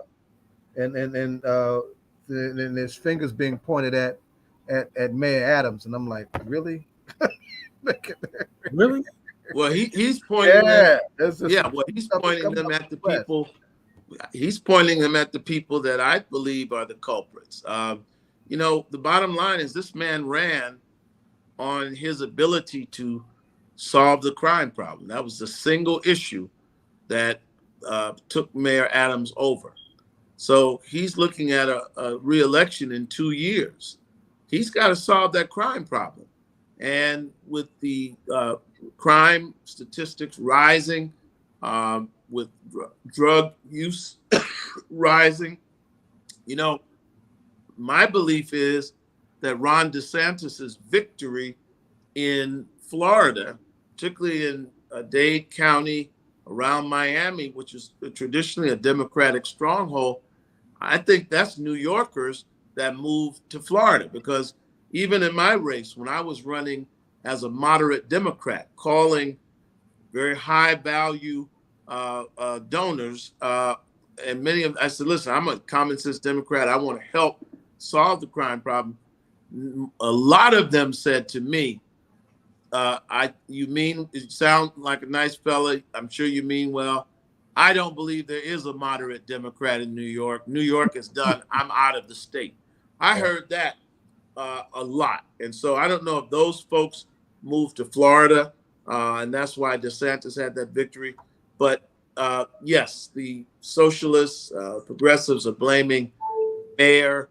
But I don't understand how they can say that he is responsible. He's got to address what the perception is in the city, and the reality is that crime is out of control. So, you know, it may well create a division. We already have that. Actually, that's not the vibration I'm talking about. Okay, I'm talking about a vibration from mainstream Democrats turning on Adams. Okay, right? That's what surprised me. I'm like, I haven't heard. I haven't heard that, but I'm sure, you know, in politics, again, it's what I always say: no permanent friends, no permanent enemies. So that doesn't surprise me. And in fact, you know, and I have great sympathy for him. He's got a mandate to fix the crime problem, and if he does it, a lot of people are gonna be turning on him. Yeah, get your breath. Get your breath. We see you struggling with the resistance. Yeah, I'm struggling a little bit, but yeah. Mm-hmm. So, was there anyone of note that you saw come out against him that you might want to? Just watching the morning news on 7 and 11, and yeah. I got to take a pill to watch 5. Right. But, you know, but you know that they put out that vibration. Yeah, there's a divide, you know, within the mainstream party, and they started there's some finger pointing going on as to why those districts were lost, and they've all focused on Adam. I'm like, yeah, but you know that the congressional seats that were lost were in Long Island for the most part, and you know, I mean, come on, Long Island, Buffalo, and Staten Island. Yeah, I mean, so there's no great mystery there.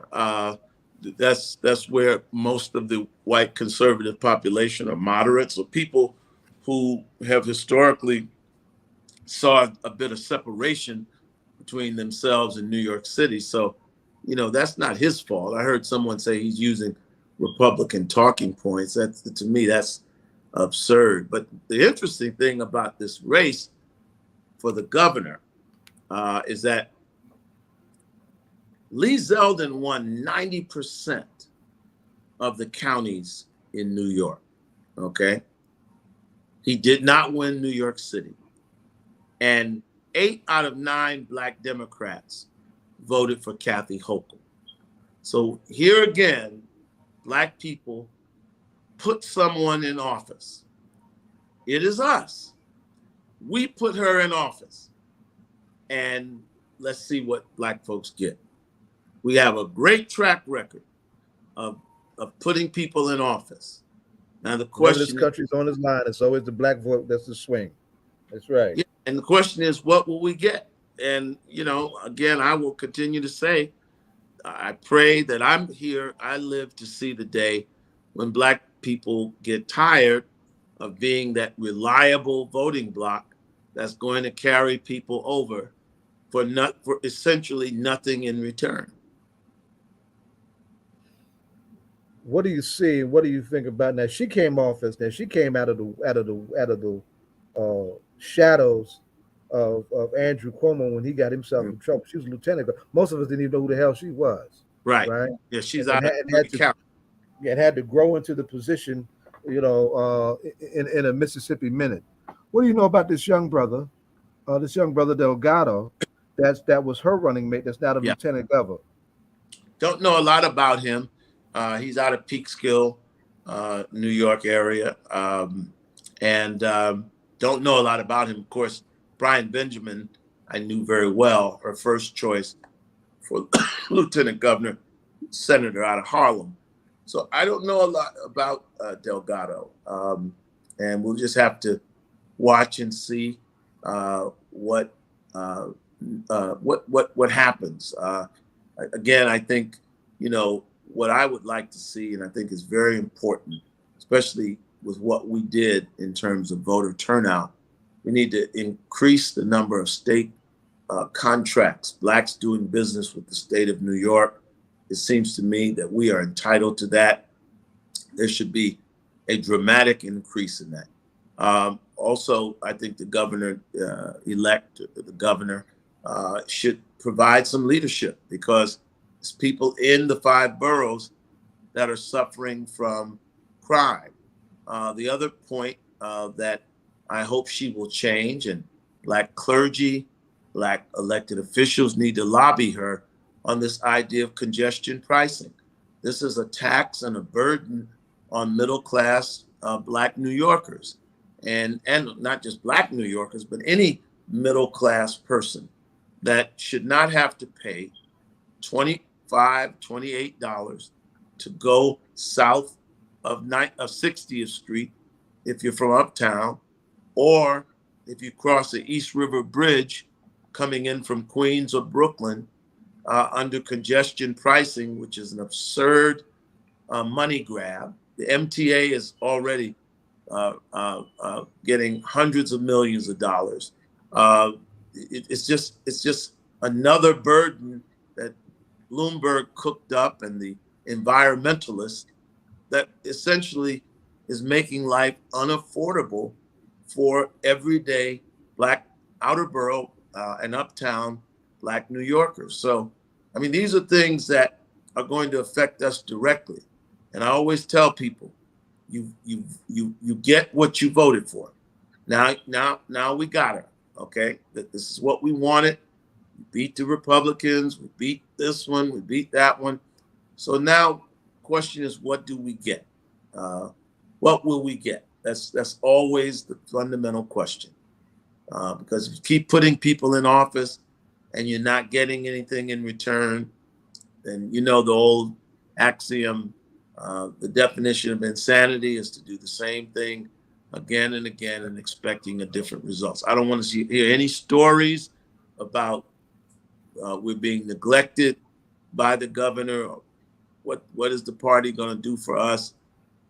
I would assume that it's a very straightforward, especially when you look at the fact that had Zeldin won, again, 90 counties he carried throughout the state.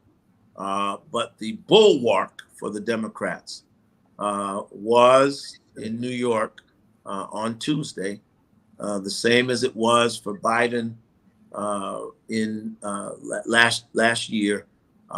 It's us. So, that's the story.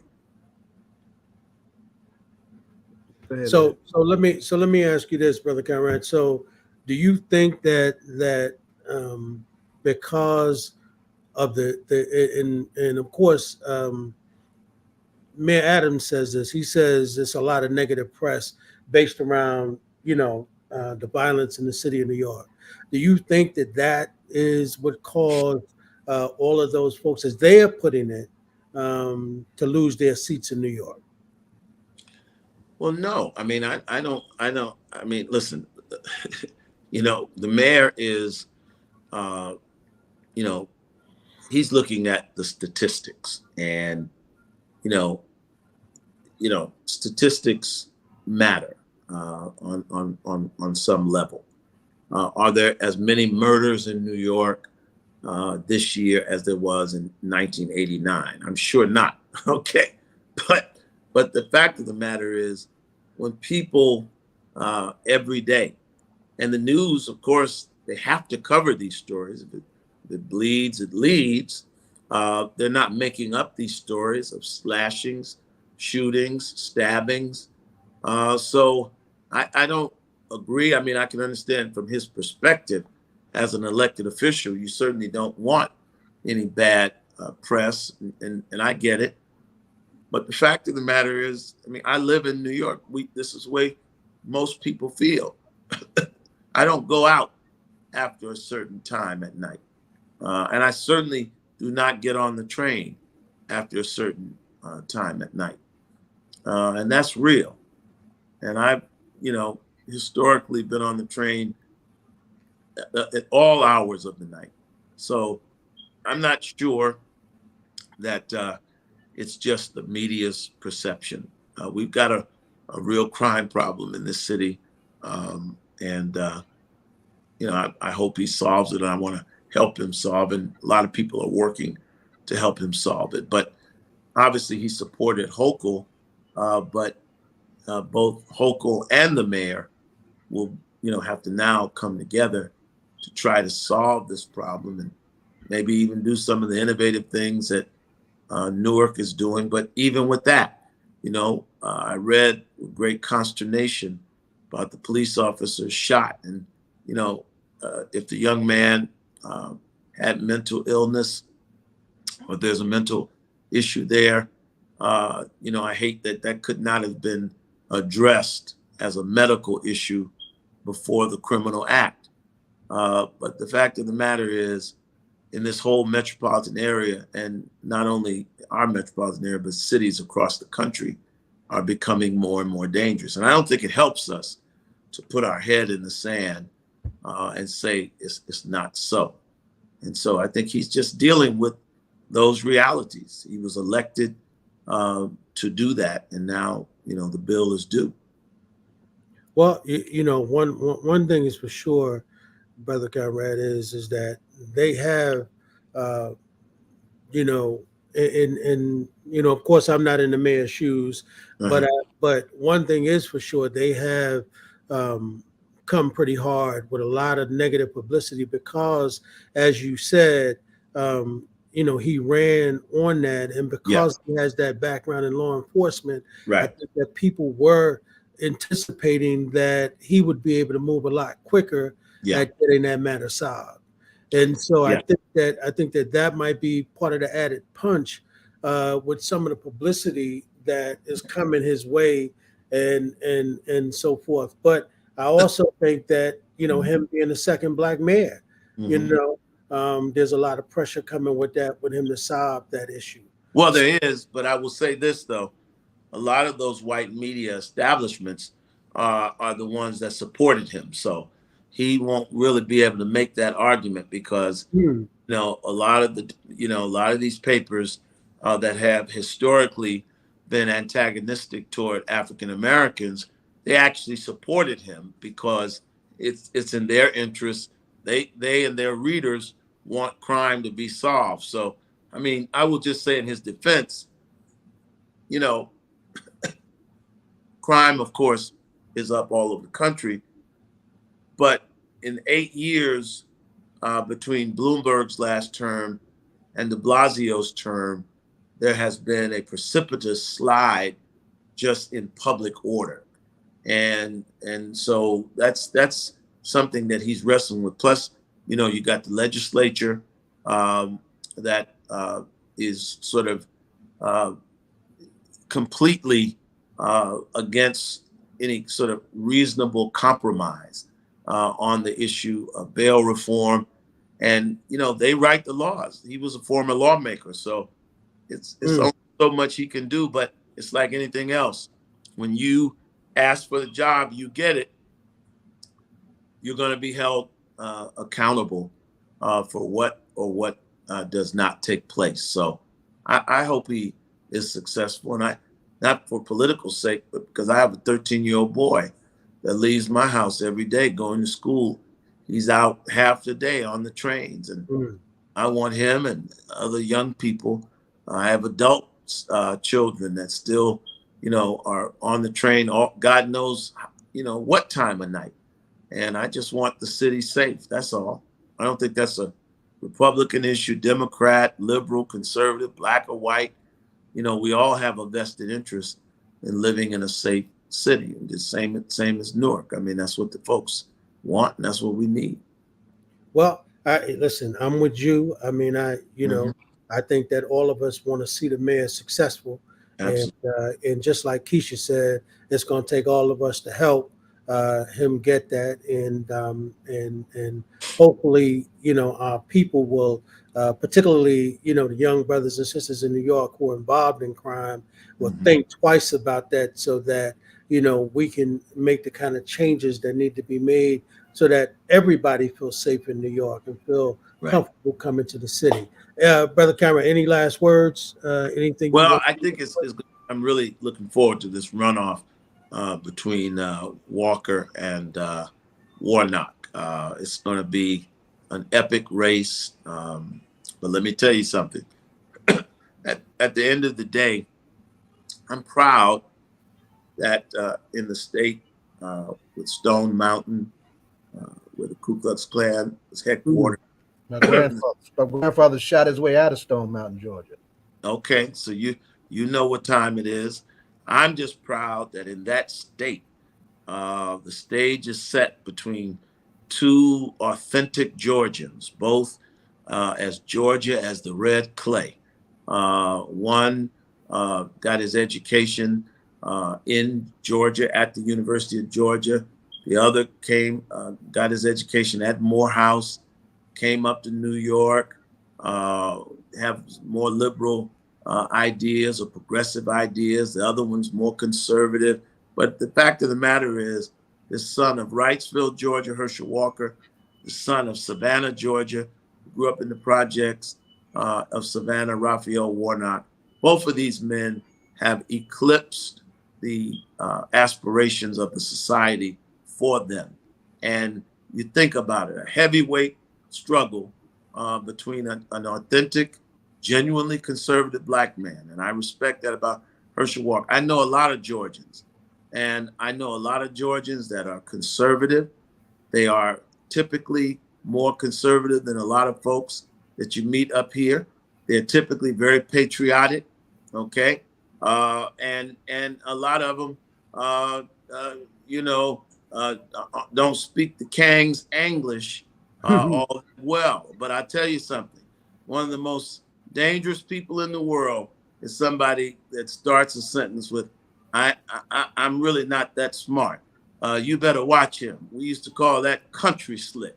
And you run into a guy that's country slick, he'll leave you with shoestrings holding up your pants. So I don't think people should assume what's going to happen.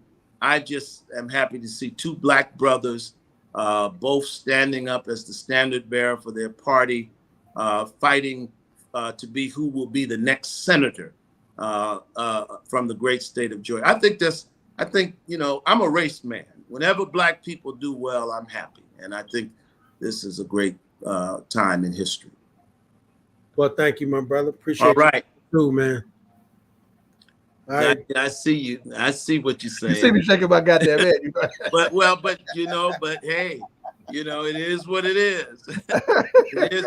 Listen, Herschel Walker, if he wins, you still got a black senator. You got a black man. And in the language of diplomacy, you're too kind.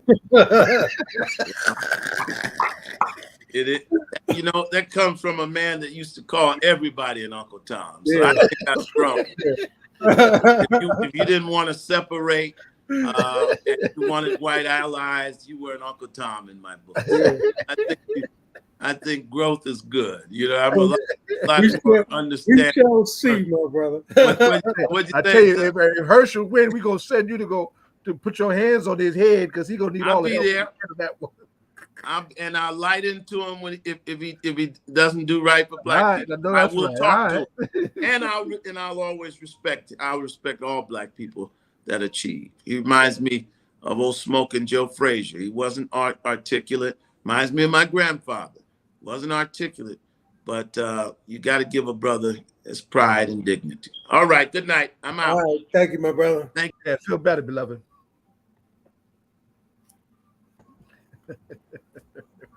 Uh-oh. Monifa Bandele. What's going on, sister?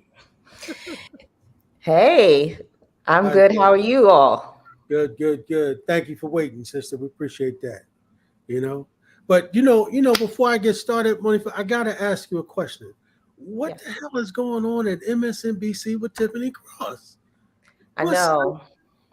There's a black woman over there that's in charge of MSNBC. What's going on? Look what happened with Melissa Harris Perry. Look what happened with Soledad O'Brien. You definitely looking at an institution that needs its black women who are in front of the camera to be more controlled. I mean, that's how I take it. I haven't heard the full story about what's happening there but it seems very familiar because we've seen some really great, progressive, strong black women on the station. And for some reason, it all ends the same way. All the time. But I've got to say, I thought Melissa Harris Perry was dope, but I got to tell you, Tiffany bought it every week. Every week she was strong. And I'm saying, I just thought that the sister who was in the back controlling, all of the strings had her back. And I'm like, what? I'm like, come on, man. Like I'm still in shock because, when she sent out the tweet and said that she wouldn't be on, I was like, I mean, it's interesting. Just a minute ago, the conversation was about, you just need a black person in the seat of power. And so I'll just leave it at the fact that I don't know that sister who's running MSNBC, but I do know what my elders always told me, which is all skin folk and kinfolk. Yeah. And so just saying that she's there doesn't necessarily mean anything when you're talking about an institution. That's the same with government. That's the same with policing. That's the same with all of these things. We're fighting for a particular agenda, values, ways of being, racial equity, because we know that even black people can promote white supremacy. Yeah, that's right. Yeah, that's right. Yeah, but I heard to call them poison Negroes.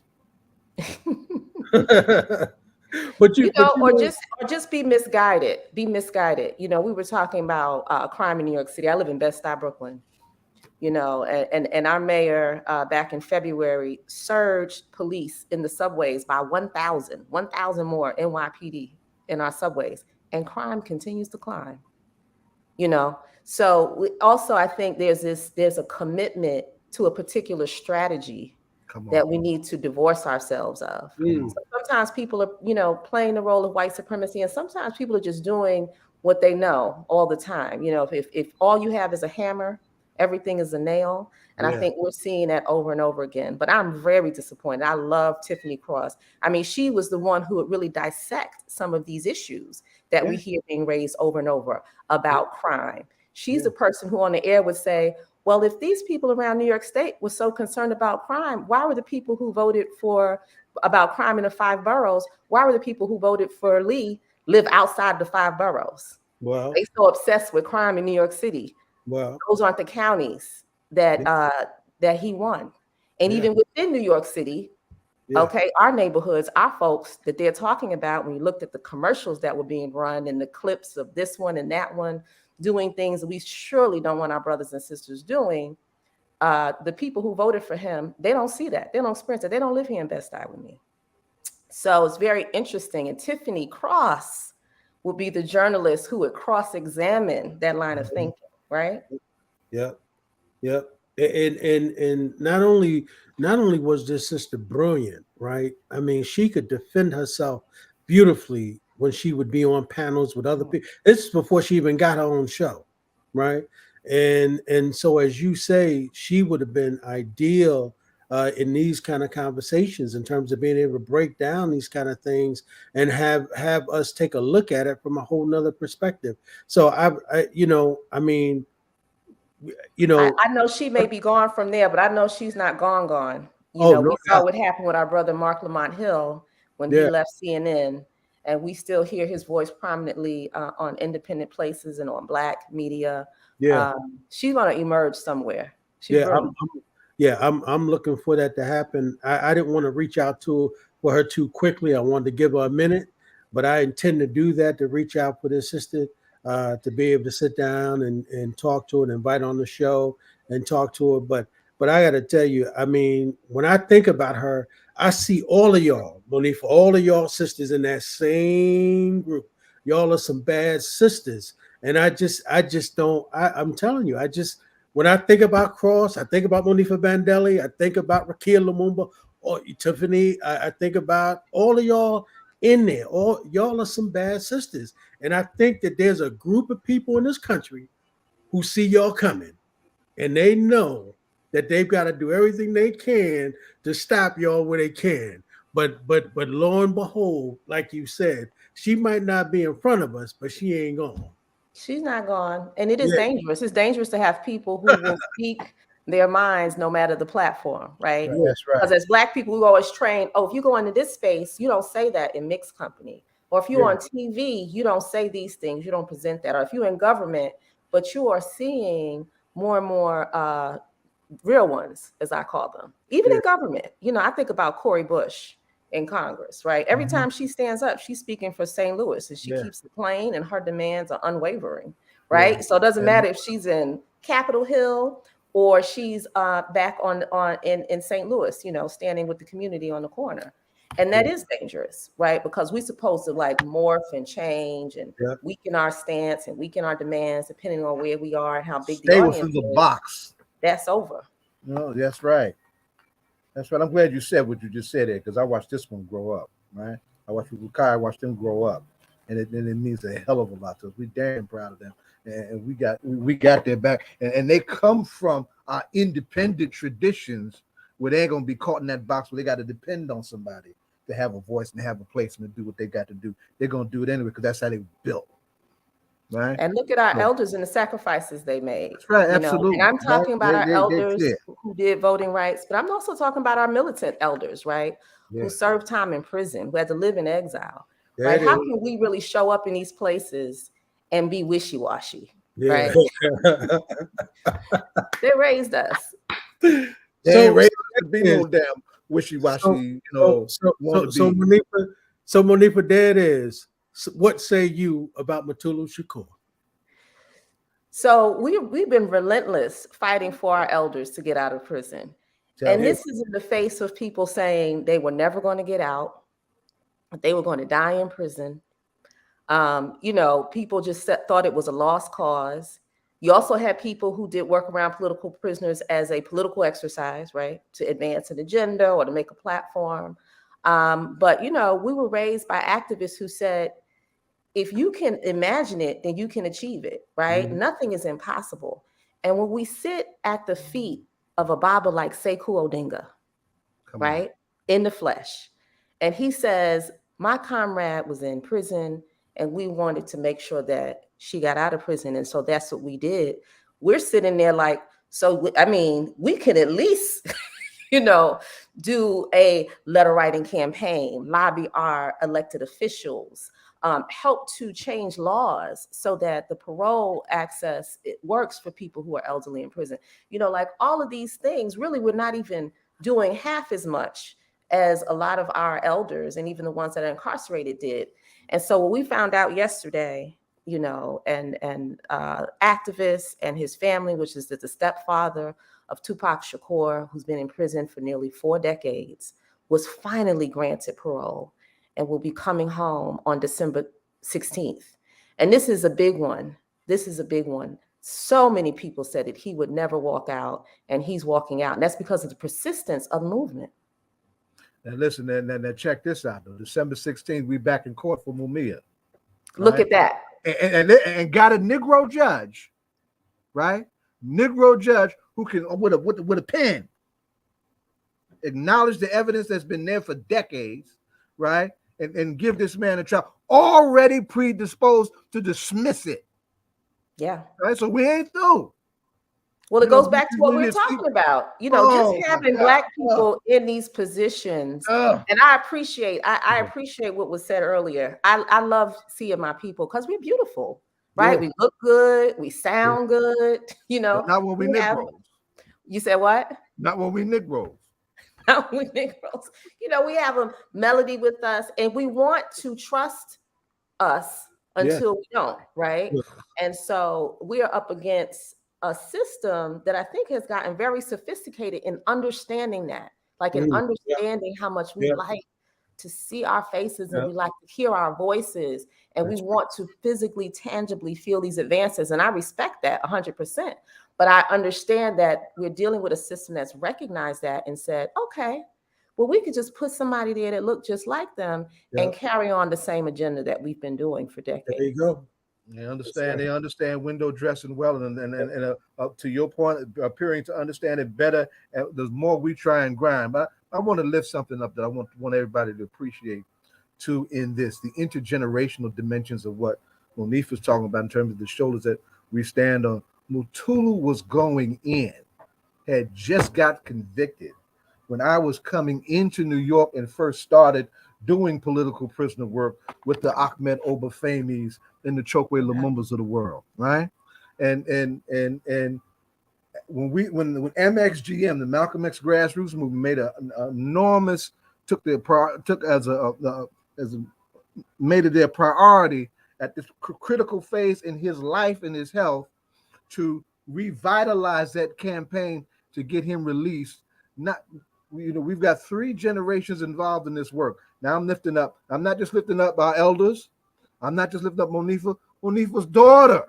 Her generation as a part of that revitalizing of this campaign. Gave us some fresh legs, right? Understanding that this is not an abstract thing that we're talking about with our political prisoners and these hard-fought gains that we have in our movement in general. These are real people who made real sacrifices so we could live in a real way with some semblance of dignity, right? And they're coming too. They're coming on those same shoulders. They're coming, right? So, we used to always say some of our political prisoners were in there before we were born. But for my daughter, and it's a whole, not just her, it's a whole crew of them. You've seen them, it's a whole big crew of them. They even when Mutulu, who went in more later than the others, they weren't even a thought, right? These are all kids that are born in the 2000s. And so they also have an education and an understanding. My daughter, who you're talking about, is a student at Howard University. When she was in high school, they took them to London for their senior trip and showed them Stonehenge. They were like, this is great. It's great architecture. It's this amazing thing. Then she gets to Howard, and Dr. Carr takes Howard students to Egypt, right? To Kemet, to the pyramids. And she was like, oh, okay, I get this now. Like, this is smoke and mirrors. We are not just great, but greater, right? And we can do these things that we're being told that we cannot do. So this is why you see the attacks in the school system, an attack on what Professor Kimberly Crenshaw is putting forth with critical race theory, like just understanding the actual truth about who we are, what we've done is so dangerous, because then we won't be limited, right? By what's in front of us. We'll be like, okay, this is just all an illusion. And so these students coming up, of course, many of them at HBCUs, they're in that moment. They're like, oh no, we can create a new future. That's why they talk so heavily about abolition, which people are so afraid of. It's because they're not kind of confined to the boundaries that the rest of us are. That's dope, right? So, and speaking about the vote, as a generation, our Gen Z, Black Gen Z people, young people are really pushing in a progressive way. The Gen Z vote, what was it? Progressive votes 2-1. That was more progressive than any other age demographic, right? So they're pushing themselves, they're pushing their peers to think about this idea of investing in communities, pulling back from things that are carceral. We see every member of the squad not just the 4, but the 6, you know, the squad plus held on to their seats. Even with Jamal Bowman getting redistricted out the yacht, you know, he still held on to his seat. And he won by a good margin too. Huge, right? And these are the defund candidates. That's right. So we really have to pull back away from what these pundits are saying. And I'm saying even in MSNBC, Brother Ed, you know, and Tiffany Cross would be the one to kind of push back when people kind of came with this sorry, it's going to be a red wave. And it's crime and it's defund. And we shouldn't talk about abortion. We're going to lose races. We shouldn't talk about voting, and we shouldn't talk about voting rights.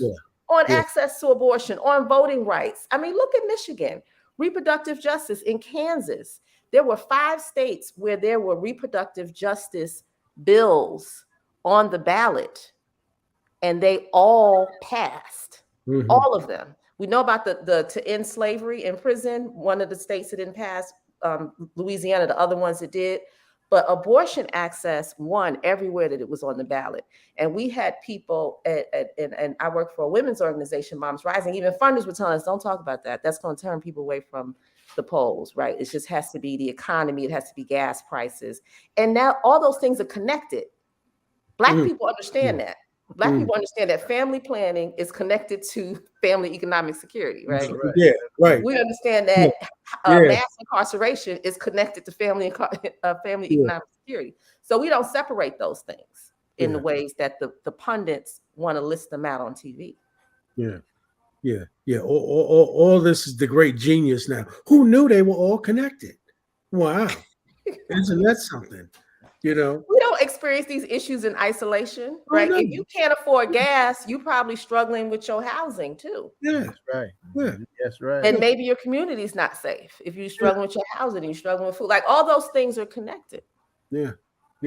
But again, Monifa, this is why I say that, you know, when you talk about a Tiffany Cross, right? They hired her for her kind of independent thinking. That's why they hired this sister.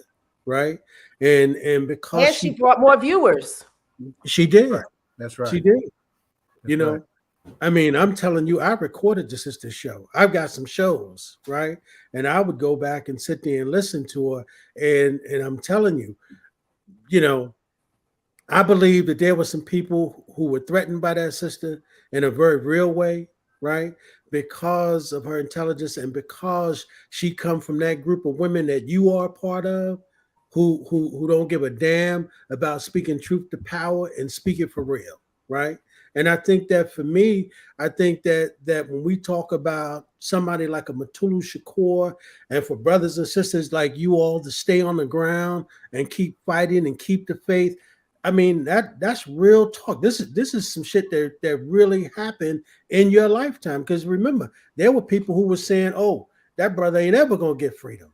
Oh, that ain't ever gonna happen." Right? But for people who maintained their course, who held the line, who did that for real. That's right.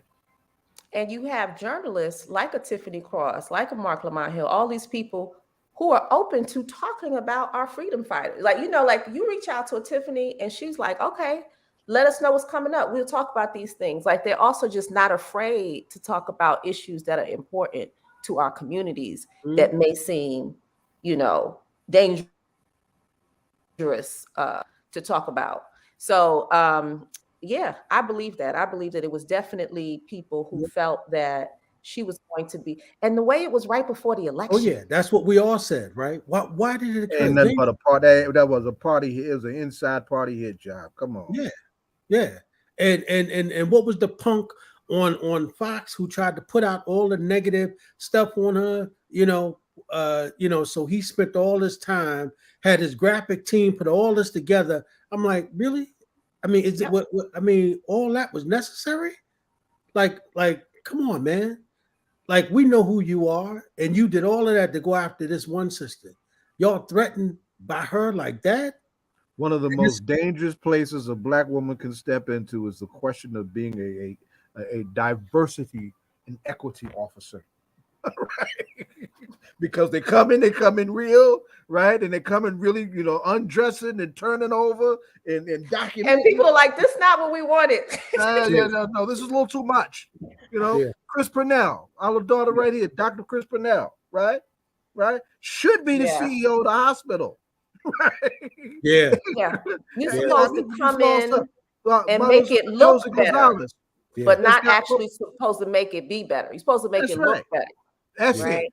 That's it. My hat even goes off. I hope that people have been listening to the arguments of Justice Ketanji Brown Jackson. I hope y'all been listening. I mean, she's coming. I was like, oh yeah. Yeah. Like you don't hear people talking like that on the Supreme Court. Like, what about the legacy people? Like she is not afraid to make these points very clearly and directly about how the country was founded on racism, how it still exists, how things need to be in place to correct that, and that these ideas that somehow these things are quotas or it's just like hands out are ridiculous. She's like, I have all the receipts. And she would just go on and on and on and on. So I think that we got some good ones in some very interesting places. There's not enough of us. We have to push back on this idea that we need to stop being so left and stop being so radical and stop, like, let's just we need to have Black women making it plain in these spaces. More radical. Get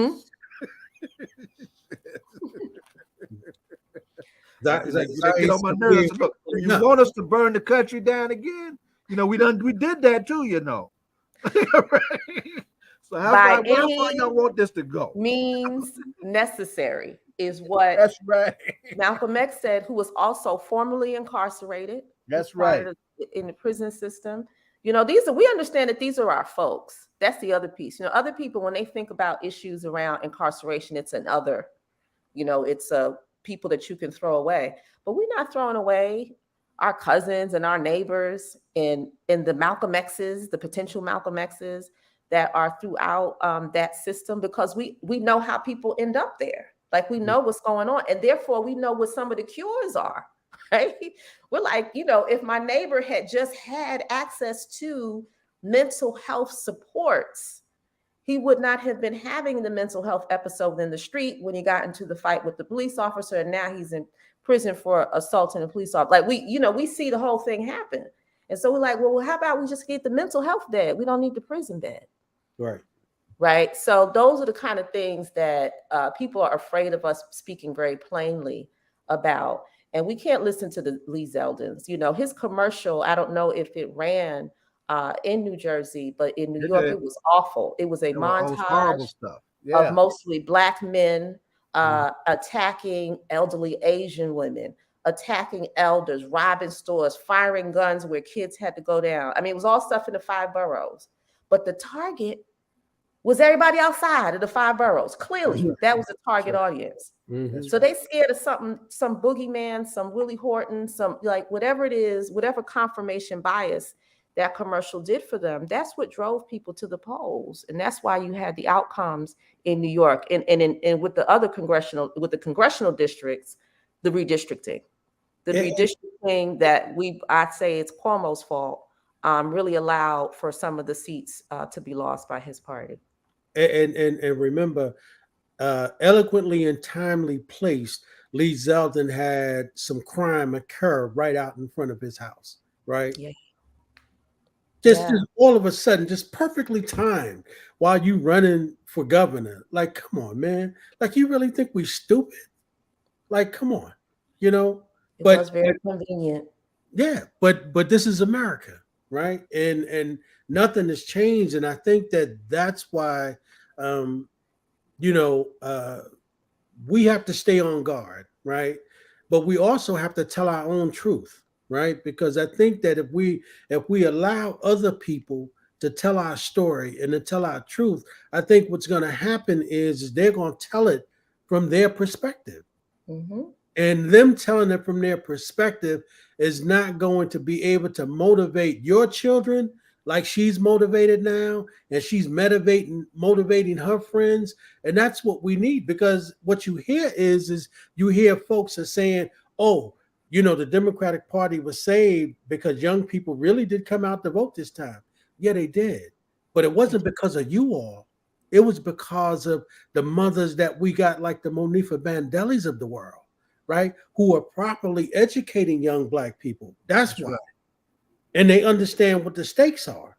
Now let's keep that right. These kids 2 years ago, you know, they're teenagers, part of one of the biggest mass mobilizations. That's right. You know, people have ever seen. You know, Juneteenth 2020 was huge. Yeah. I mean, for them, that's how we do. They also the mass shooting generation. You know, my kids had to shelter in place for mass shooting drills. Would come home traumatized. You know, so they're like, we don't want this. Right. We want something else. Right. So let's just not do this no more. Right. And then they had this mass mobilization where they saw, wow, we could really just shut down everything, all 50 states, millions of us in the streets. So they're very inspired. And people thought that would die down, that the voter turnout of young people from 2020 coming into the midterm, that it'd be less. Oh, they just was out in the street protesting. They just whatever. No, they're like, enough is enough. That's right. There's some students down south marching to vote. Teenagers that didn't vote. Yeah. I don't know any, and I know a lot of teenagers, just regular. I mean, they really turned out and vote. They voted early. They did. And come on, we got to be honest. In the 90s, we did not. You know, some of us were voting, but like I had a lot of friends that were like, "Who's in office? What office? What's the?" You know what I'm saying? So I know we dog them out a lot, Gen Z, because they are sensitive, right? But they're also passionate and they're so dedicated. I'm just so proud of the young people today, the teenagers, the Gen Z in their early 20s, and you got this young man. I think he's 24, 25 years old, just won his seat in Florida and is going to be the youngest. Is a Black brother going to be the youngest. The Cuban brother you talking about? Maxwell Frost. Oh, yeah. He's the first and only Gen Z member of Congress. He won his election. Very progressive. Yeah. Again, talking about mass shootings, talking about what it's like to grow up right now. So they're going to do it. And we're going to do it with them because it is intergenerational. Our elders are still in it. You know, they're still very active. They're in the front line. I want them to rest, but they don't. Yeah. But they can't. And they can't because where they come from. We don't know how to rest. Yeah. That's, you know, I mean, that's almost like, you know, I was watching this thing with Minister Farrakhan, and he said his next birthday, he'd be 90. So, you know, he said he'd be 90. So, and you got to remember, for those of us who came through that struggle, right, and saw the Matulu Shakurs of the world, right, and see that what we realize is that, you know, we're going to die on the field as well, right? Yeah. None of us really, I mean, because I don't see that. You know, I told Zaid with what we did at the library, I told the people we work with doing that, they see that as a job, but we don't, we see that as part of who we are, right? Yeah. So when we bring, you know, a Mother Baraka to sit down and have a conversation, we realize that we're sitting at her feet because we want to pull something from her, right? We want to get all that we can. And that don't mean that, because we got a job or we only want to hear that 9 to 5. No, anytime she want to open her mouth, we want to find our way to sit there to get that knowledge, right? To get that knowledge. And the reason why I couldn't be at that event is because that event was on the same day of the 43rd anniversary of the liberation of Assata Shakur. That's right. Right. And so we started about a decade ago. This is the 13th year, Freedom Dance. Because the same thing, just like Mother Baraka, just like with our elders, Baba Sekou and them, it's like, but we're going to celebrate this, Baba. Yeah. We're going to celebrate this every single year. This freedom dance we were able to do with the victory of Sunday Ada's release in our hands. In our hands, right? And we have to celebrate that. And we have to celebrate them. Like you said, sit at their feet, soak it up. They're still, I remember being at some of the big demonstrations down at Barclay during the Juneteenth uprisings, and I would look up and there would be Baba Sekou Odinga. That's right. Right. You've paid all your dues. You've organized. You've served time in prison. And there he was. Mm-hmm. He would come. He'd be looking for us, and he would stand shoulder to shoulder, and we would just be like, yeah. you know. But it's like you said, Brother Ed. He don't know anything else, right? He's just like, this is why. This is the whole point. Is this right? I got to keep y'all going, and keep the young people are just blown away. Yeah. When they see him, and that really warms my heart. And they should be, right? That's you know, because that was the thing, Zaid, that I had said to the mayor one time, you know, and Mitty regurgitated it to me. You know, I said that the beauty of having Amiri Baraka live in Newark was that you would see him walk in the streets, right? And if you was a young conscious brother and you saw him walking down Broad Street, and the beauty of seeing Amiri walk down Broad Street, it seemed like poetry was walking with him, right?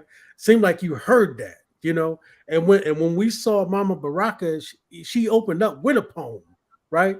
Which was dope, right? Like she actually wrote a poem, and she did her poem. And if you young and if you in that environment, one of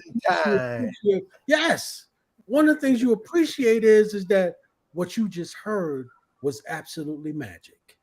And thank God you're alive in this time to have witnessed that, right? These are our elders, right? And so can you imagine, you know, being able to sit with Matulu Shakur in the next couple of months, right? To be able to sit there and say, brother, listen, I want you to pour everything out, man. Because you could imagine what this brother got to share now. Right. And those of us who kept the faith, those of us who held the line, right, we recognize the price that he paid, right? And that's not going to go unchecked, right? And I'm telling you, at the end of the day, to have young people under us who get it means so much to us, because remember, this whole political game, right, is exactly what it is, right? But it's got to be us understanding what our interest is, Monifa. Right? Mm-hmm. It's got to be about that, right? Everybody else is playing on the field for their interests. Well, Black folk, we've got to finally put our differences aside and say, to hell with that. What is our interest, right? We've got political prisoners, right? We've got a sister who's in Cuba. Listen, we've got to play for our interests, y'all, right? And the same way you got a guy like Trump. Trump don't give a damn about no Republicans. He don't give a damn about no Democrats. This dude is playing for his interests. Period. And what we've got to do is we've got to understand as Black folk, right? And we've got to be clear about that. And one thing that we have to, and the other thing, Monifa, I think we got to do is I think we've got to celebrate our Black women, right? Who've held the line for these Negro ass brothers, right? I'm telling you, just straight out, you know, and we've got to stop that. Oh, right. I'm saying, because y'all have been too goddamn brilliant, right? Y'all have suffered all of that, and at this particular point, right? I'm saying it's time for us to stand up and take our posts. We've got to do that. I'm glad you talked about that. I don't know if y'all been seeing the numbers out of Georgia.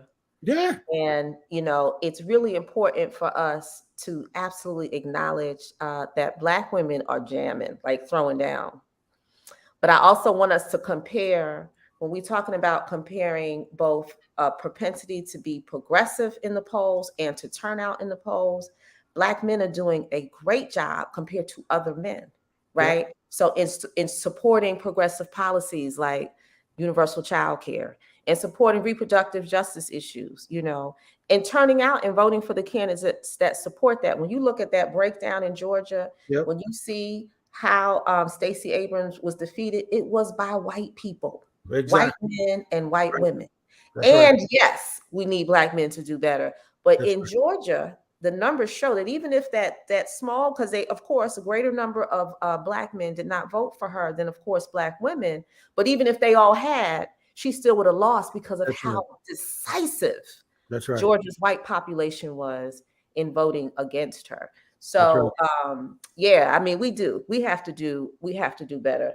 But one of the things I wanted to say, because you mentioned, speaking of Black women, our sister in Cuba, and it was actually in 1998 when we were children. Raz was there too. We went to the World Youth Festival in Cuba. That's right. That's right. And people always ask us in the Malcolm X grassroots movement, when y'all started in 99, 2000, why'd y'all start doing this Black August hip hop project to raise awareness around political prisoners? Because they had, even by that time, they had been in. We knew our friends knew nothing about them. Some of us, if our parents had told them about them, we knew.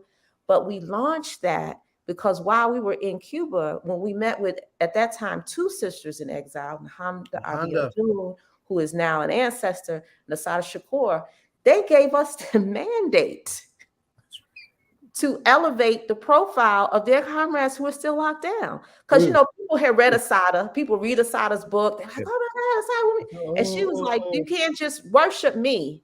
Right. You have to fight to free. Try to give you an order. She's going to give you that look. She's going to love you, but she's going to put you to work, put you to task. And so who can, Baba Zaid, brother, and who can turn down an assignment that you get in that way, right? People say, why y'all kept going since 1999? It's like, well, hey. She larger than life. How did she even get here? We're just like, whatever. Yeah. And so we're like, look, we can do these hip hop concerts and we can put their names and their faces out there so that when we're able to really get our tools together and unfold these campaigns for them, people know who they are. Yeah. Because people didn't know who Mutulu Shakur was. Yeah. Not in 1998. So Black women, those 2 Black women, even though they were in exile, really put the batteries in our back to free these brothers that were still incarcerated. She was a turning point. You're absolutely right. I'm older than y'all, but she was a turning point for me too. Yeah. Yeah. Nahanda, Mama Nahanda, you just don't say, you say, okay, let me get my pen and paper and what's my assignment, right? And that's beautiful. And we try to carry on that legacy and that dedication. And, a lot of times people try to discourage voting and civic participation or say, oh, that's not, that's the Democrats never going to do anything for us. You voting for this person, they don't even like you. And I love a quote I saw. They said that a vote is not a Valentine, right? When you voting for somebody, it's not like, oh, I love you and you love me, right? Yeah. They said a vote is a chess move. This is something I saw on Twitter. And I was like, exactly. You have to use all tools at your disposal to put forth our agenda, our Black agenda, like Brother Ed was saying, right? Why would we leave a tool on the table? If we say, okay, we could put this player here or this player. We should at least have an opinion on who is going to be on that line, whether they're going to be next to us. Solnit. I never heard of her, but you got me looking at her now. That's who said it. Who said it? Rebecca Solnit. Okay. A vote is not a Valentine. It's not a Valentine. Yeah. Some of the people I vote for, I'm a big fan of. Some of the people I vote for, I have to hold my nose and scribble in that little hole and say, this is a chess move. This is a strategic decision because I'd rather have to be pushing this person than pushing this person for my very specific agenda. Yep. Monifa, let me tell you what I heard Rakia say. And I texted her when I heard her say it. She was on a panel. This was some dope shit, right? She was on a panel and somebody asked her, said, well, what advice would you give to voters? This is a direct quote. She said, voting is a harm reduction plan. That's right. I've never heard that before. That's right. I've never said it more than once. Yeah, that's right. Yeah. And speaking of that, speaking of my sister Rukia, her Baba Chokwe Lumumba. Oh my God. Trained us in that. In being civically engaged, in running candidates, that you can be, Black revolutionary and run for mayor. Like he totally, he brought that to life for us. And we were like, oh, okay. Yeah. This is real. And it's harm reduction. Why would you want to put somebody in place who has open disdain for you? Yeah. Right?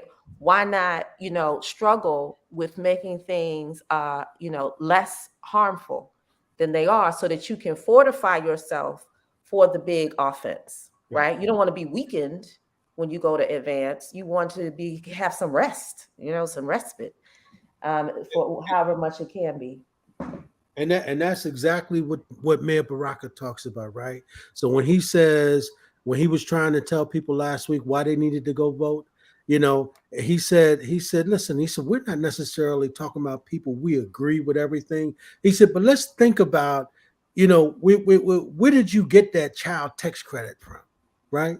Where did you get the money that you needed to get through COVID? Where did that come from? He said, do you think if those people on the other side had been there, do you think they would have passed those bills in order for the money to come to the city, in order for me to help y'all brothers and sisters save your business? He said, we ain't got to agree with these people. He said, but do they have our interests? Is there something we can get from them? And we've got to look at, just like Rakia said, it is a harm reduction plan. These people do no harm, right? So we have to make, but that's the political education that we need, right? That's right. We need to, and that's what they were saying yesterday. The panel that Rakia, that Tamika was on yesterday, when they were saying that we've got to find a way to get back to educating our people. I don't have to agree with everything you're about, but the question is my voting for you going to allow you not to harm me or my people or my community, right? That's right. And we've got to make that decision, because the people now, Zaid, you talk about this all the time. These people who are being voted into office, who are the election deniers, and these people who tried to take the country, and these are some dangerous people. And as Larry Ham talks about, these are fascists. Right? They're fascists. Clear about that. Black voters are standing in between United States and total fascism. Straight up. So, like, not just harm reduction. It ain't the first time. Harm reduction for the entire country. Period. Right? And they don't even know it, right? Period. And then this is what I wanted to say too. A lot of people don't know this. In New York State, since 2008, incarceration is down almost 50%, 48%. The things that our movement has fought for, to repeal those drug laws, those Rockefeller drug laws, the parole reform, all the stuff that our coalitions and our movements were pushing, we had to put the right chess pieces in the right places in order to get those policies through, so that the elders could come home. Yeah. Like a Herman Bell. You know what I'm saying? That's and right. so that's what people have to start to think. It's not about this person. It's about the full board, right? Yeah. It's not about bills you want to pass. That's right. And you need to put the players in a certain place on the board to give you the most optimum advantage. There you go. Right? So it's the harm reduction. And what's the advantage? How much further you can get if you got this person on this square as opposed to this other person. And that absolutely not. We wouldn't have got the child tax credit. I mean, we would have really been hurting. We already were hurting under COVID, right? Yes. Black people lost a lot. I lost 2 uncles, right? And so it hit us like a wave, our elders, right? Especially. And just think about if we had COVID deniers like at that 2020 going into 2021. How much more death and destruction there would have been, and without the economic relief. Yeah, that's right. But we did. But remember, we did. We had that idiot telling people to go take Clorox, right? Yeah. You know, this fool got sick. He got the best medical treatment, cutting edge stuff on the line that even still hasn't been fully mainstreamed yet. Yeah. Right. It's I took it. Yeah. But you know that the COVID racial disparity has flipped. Did y'all see about that? I have to send you an article. So as you go into these deeply conservative places where the anti-vaxxers are, it is really hurting those communities. It's like once again, it's like people are voting against their own interests. Yeah. In so many ways, and a lot of times it is Black voters that really we prevent harm reduction in our own communities, and we also stop people from harming themselves. Yeah. The one thing though I've got to say is that I think that what drove it home for me is when we lost Hafiz, right? You know, when he was one of the early casualties around this whole thing. And I think for us to understand at that very moment that COVID was for real, and it became true for me too. Not only when you got it, Zaid, right, but I remember that. when some of our close family members and friends started dying, right, we had to understand that was real, but it was also a financial challenge on a lot of people who had to stay home and couldn't work for 2 years. Think about that. That's right. That's right. That's right. And then the other piece, Monifa, think about anxiety trigger that it is still and then the psychological piece to it, right? Because remember, the mayor was always saying in Newark, he was always saying, the financial piece is one part of it. He said, but we really don't know what the psychological piece is going to be 2 years from now. And we're seeing the after effects now, right? And we were, and remember that I don't know if you all remember, but I can remember watching Gayle King one morning, on CBS. And she said this, Monifa, she said that she lived by herself, right? Even though Oprah is her best friend in California, but she said she felt lonely mentally, right? Yeah. And she said she going home by herself, being in her house, shooting her show from her living room. She said that she needed psychological help. You can only imagine she had I'm sure her apartment was bigger than some of the rooms that some of the people in Newark live in. Mm-hmm. And our young people suffered too. Yes. My daughter was a high school senior in 2020. Mine is still struggling. Their graduation was canceled. Their prom was canceled. They never had it. Yeah. To this day, 2 years later, her prom dress is still hanging on the back of her bedroom door because it never happened.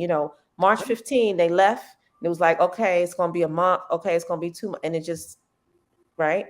Then they go to start the first year of college, and they're like in these rooms online in the computers. And they had to separate. They couldn't have roommates during that time, right? Because that was like, there was no vaccine. And you have massive young people with, severe depression, anxiety, suicidal ideation. The young people, it hit them hard because that's not natural for them. Right. High school, so they're supposed to be in community with each other. Yeah. So we're going to need relief. We need economic relief, like the American Rescue Plan, the Child Tax Credit. But now you need a package to really help people with this mental health piece. Gayle has access to resources that most of our folks don't have. That's right. That's what the mayor said. The mayor said we could hear her say that, but the mayor was saying, but what about the the family of 5 that gotta stay in a 2-bedroom apartment? Where they going? Mm-hmm. Right? Where they going? Right. We telling them don't go outside. You can't go around your friends. You got to go to school in your apartment. You can't go to work, right? He said, but what about the psychological effects 2 years later? We need a package for that. We're still seeing it. I'm seeing it every day in my community. It was also a huge impact to our family members that were incarcerated at that time. If you remember that summer, I mean, they kept talking about the nursing homes. And they wouldn't let them out. Jails and prisons was the same thing. Yeah. You can sell and your cellmate is dying. I mean, it was just a psychological attack. You know? Yeah. But I've got to say, by God's grace, we lost some of our family members and some folks on the field, but I've got to say, by God's grace, we've survived, some of us. But at the same time, I think that we've got to understand how policy plays a role in us being able to get the kind of help that we need to get, right? That's right. And we've got to be able to put the kind of people in those positions that are going to help us get to where we need to get to. And that's why I think that we need, I come back to it only because I appreciated Tiffany's voice. We need the Tiffany Crosses of the world, right? On the field. We need the Monifa Bandeles of the world on the field, right? We need the Rakia Lumumbas on the field. We need to have Tamika Mallory on the field. We need y'all on the field. Proud of them. But we also need to make sure that the brothers keep standing up. right? And you're gonna hear me drum that. I'm proud of what they did in Georgia, Monifa, but we've got to duplicate that all over the country so that we start walking in lockstep with y'all, you know. And so I just want to say appreciate you, Monifa. Love having you on. Love your spirit. Love going back and forth with you. You know, love your contribution and appreciate it. But I got to ask you what you rocking right now. What am I listening to? Yeah. I haven't listened yet, but everyone said, so Nas dropped an album, so I'm probably going to start listening to it this evening. It's not a listening, but people should watch this film, Descendant. Have you heard of that? Descendant. It's about Mobile, Alabama, the last ship of enslaved folks that came after the it was illegal. And it's the story of the families down there of those who are descendants of those Africans that were brought after it was illegal to come across, right? And just been watching that. I'm going to rewatch it. I suggest that people definitely check that out. Yes, Sasaki just was made a executive director of Africatown down there. Yeah, and it's there. The city's called Africatown. Yeah, and the people maintain the language, and they know exactly who their ancestors are because it was so close to the Civil War. They ended up being enslaved there for about 4 years because then the Civil War was won, but it was a crime. It was like a crime scene. They had smuggled these folks in from West Africa, and so they know the family that did it. You know, talk about reparations. So definitely check it out. It talks about what we were talking about too, just intergenerational ancestors. The reason why the young people there know about what happened, because it was illegal to talk about it publicly, is that the story was passed on 5 generations down. And that's why the young people there now are fighting to bring up this ship, to expose the family that kidnapped these folks. And it's called Descendant. Folks should check it out. Well, we're going to definitely make sure. Trying to get down there, yes. Well, we're going to make sure. Trying to get down there. Yeah. Zaid, we need to put that in the chat, man, so that we make sure that people, you know. Africatown. Yes, called Descendant. Yep. We'll make sure we do that. Yeah, Monifa, thank you. I've never heard of that, so we definitely got to. It's on Netflix. It's on right now, and a lot of people don't know. It's powerful. It's powerful. On Netflix? It's on Netflix. Okay. And this is a town right outside of Mobile, Alabama. You saw it, Zaid? No, I haven't. Oh, you saw it, Rhino? I know the story. Story. Though. I remember an old horror flick called Descendant. That's why when she said, I was like, she talking about the old horror flick. But nah, that's dope. I gotta check that out though. Yeah. Hey, Monifa, that's DJ Rhino, our DJ. That's you know. Monifa. How you doing, DJ Rhino? I wanted to say one more thing. In that film, it talks about how different those Africans were who weren't born into slavery from folks in the surrounding towns who had been enslaved for generations. I thought that was very poignant, and how they influenced the political agendas of the entire region. You know, those Africans who they weren't, you know, they were kidnapped, they were born, they couldn't get back, but they planted themselves, they seized the land, and they built Africatown. Right. And they kept their story going. And I think about that all the time when you were saying, Zaid, about how we raise our children and what we plant in their heads. And when they see themselves in a particular way, they can't see themselves in any other context, right? They could not see themselves as enslaved. You know, they had been in bondage, but it's not like, it wasn't like who they were inside. It was like something that happened to them. And so that's what's so powerful about how we have to educate our folks. That's dope. Okay. Well, good night. Monifa, thank you, sister. Appreciate you. Free land, baby. We'll see you soon. Peace. All right. What's good, Rhino?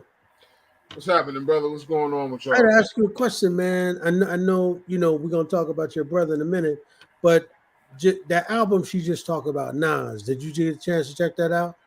Yeah, I did get a chance to check out King's Disease 3. I checked it out. Actually, I had it playing all night last night. I just let it run. And that's when you know it's a good album, because you don't have to fast forward anything. You can just let it play. Right. So, yeah, so I would say it's a good album because I didn't have to fast forward anything. You know, Nas he's still one of my top lyricists in the game. really knows how to put words together and say something with those words. So definitely, he has a song on there called "Don't Shoot." Please check it out, Zaire. Definitely check it out. It's a good album overall. The whole album is dope, man. You know, Nas gets into his pocket, and what I really appreciate about Nas is that he's in a space right now where he can do what he want to do. He puts out albums when he wants to put them out.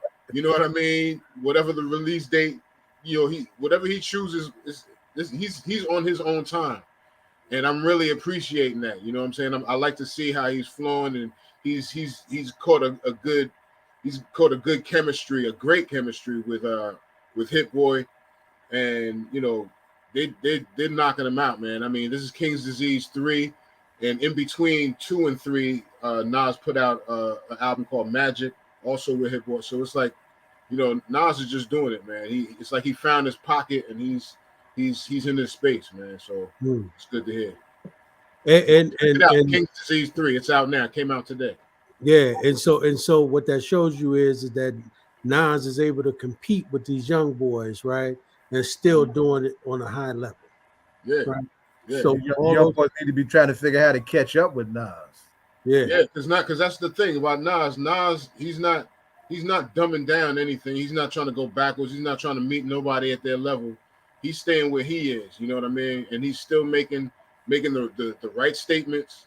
You know what I'm saying, with his words. He's still magical with the wordplay, man. I mean, I love listening to Nas, man. I always love Nas' flow. When you can hear him really getting into it, man. I love it, man. And he does it a few times throughout this album.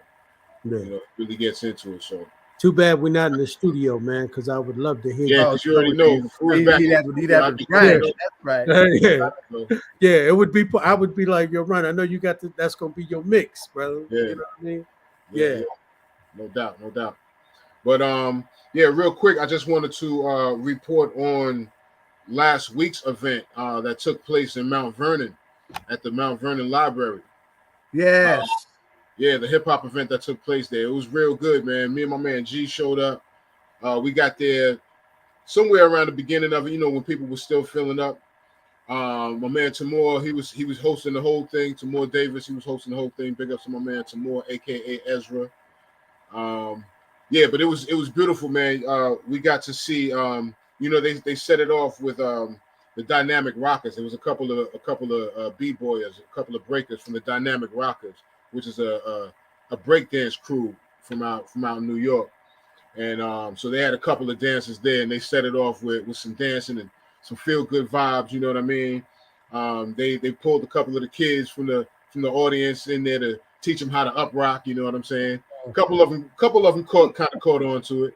You know what I mean? Got the gist of it. But you know, so that was cool to see. And then after the Dynamic Rockers, they honored two families. They honored the family of Heavy D, the late great Heavy D. Heavy D's mother and father were both showed up, and they were in presence. They were there to receive the award that they had for him. DMX's family also was being honored. Well, DMX was being honored, and his family showed up. You know, Tahira and DMX's son, they were there. DMX's son he basically gave the speech. You know, he gave like a brief acceptance speech for the honor for his dad. You know what I'm saying? So that was real cool. Tashira, I mean, that was DMX's ex that was there. She was there also. So it was good to see the DMX family there. It was good to see Heavy D's family there. Got to meet Heavy D's mom. They had like a little setup upstairs in the library where they had like all of the hip hop books, all of the books that were written by hip hop authors or about hip hop. You know, the brother who set it up is a librarian from Newark, Tamir Davis. Yeah, that's right. He This was in New York. This was the event you was telling us about last week. Yeah, this was in Mount Vernon. Tamor doing this in Mount Vernon. Davis hosted it. Librarian up there, the director and the host. Yeah, he was. Did he bring out his notebook? Down the road, we had Tamor in Orange. So wait a minute, you said he's from Orange? No, he's from Newark. He's a former librarian in Orange, New Jersey. Okay. We need to get that brother on. You know, yeah. He's been on the show. He's been on the show. He's been on. Yep. Yeah, we got to get him back on though, man. He's doing, yeah, he's doing a lot of work, man. Yeah, I'm saying, you know, yeah, I'd love to talk to him about, you know, what you just experienced, Rhino. You know, yeah, what I mean? they also had a panel. There was a panel there. They had Ralph McDaniels from Video Music. He was there. Yeah. They had MC Debbie D, who was one of the pioneer female MCs. She was there with Sharif and Lisa Lee and Pebbly Pooh. She was there. So she had she's a historian and a teacher. She teaches, stuff about hip hop. You know what I mean? So she was there. She was breaking down a whole lot of stuff. There was also James Top, a legendary graffiti artist from Brooklyn, and he's all over. I used to think James Top was from out here because I see him out here all the time. And every time we have an event or something going on out here, James is out here. But he's a writer from Brooklyn. But he's a legendary brother that's been around, and it's crazy. You know, when I saw him when I left that event, you know, I was telling one of my friends that, you know, my brother Tame One from the Artifacts, he had kind of got some of his lettering style from James Top, and I used to think it was the other way around. I used to think James Top got his style from Tame, but James Top is the OG. James Top's been around since like the late 70s doing it. You know what I mean? But so I saw James Top, and I was like, yeah, man. So when I'll see Tame, and I'm going to tell you, you know, how tell him that I saw you. You know what I'm saying? Tell him you said what's up. He was like, yeah, definitely. Yeah. And then the very next day, bro, I get the news about my brother, man. So and granted, this is in the light of, you know, we're still in the mourning of Rashad's son, right? We just lost Rashad's son last week, and his service is going to be on this Sunday at the Newark Museum of Art. Wow. Yeah, they're having his service there at the Museum of Art, Newark. That's nice. So, you know, if anybody who did that? Rhino, you helped put that together? That was unheard of. Yeah, Rhino, exactly. That's what he thought too. I was like, that's pretty different. You know what I mean? To have that there, but that's brilliant to have it there. Not different because you're gonna get ready to learn. Because even the way he talked to us, so I'm sure people are gonna share some information that probably needs to be left right where you want to be at. So yeah, that's beautiful. Yeah. So you know, still in mourning of you know, the brother Rashad's son. Sunday, I get the news when I get home from work that night that my brother Tame One passed. Tame One of the Artifacts. And now, you know, Tame was super legendary out here in Newark when it comes down to hip hop and graffiti. I mean, I can start from the beginning. Let's do this. I'll just start from the beginning real quick.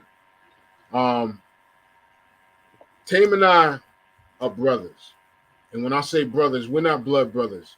But Tame is an only child. I'm an only child.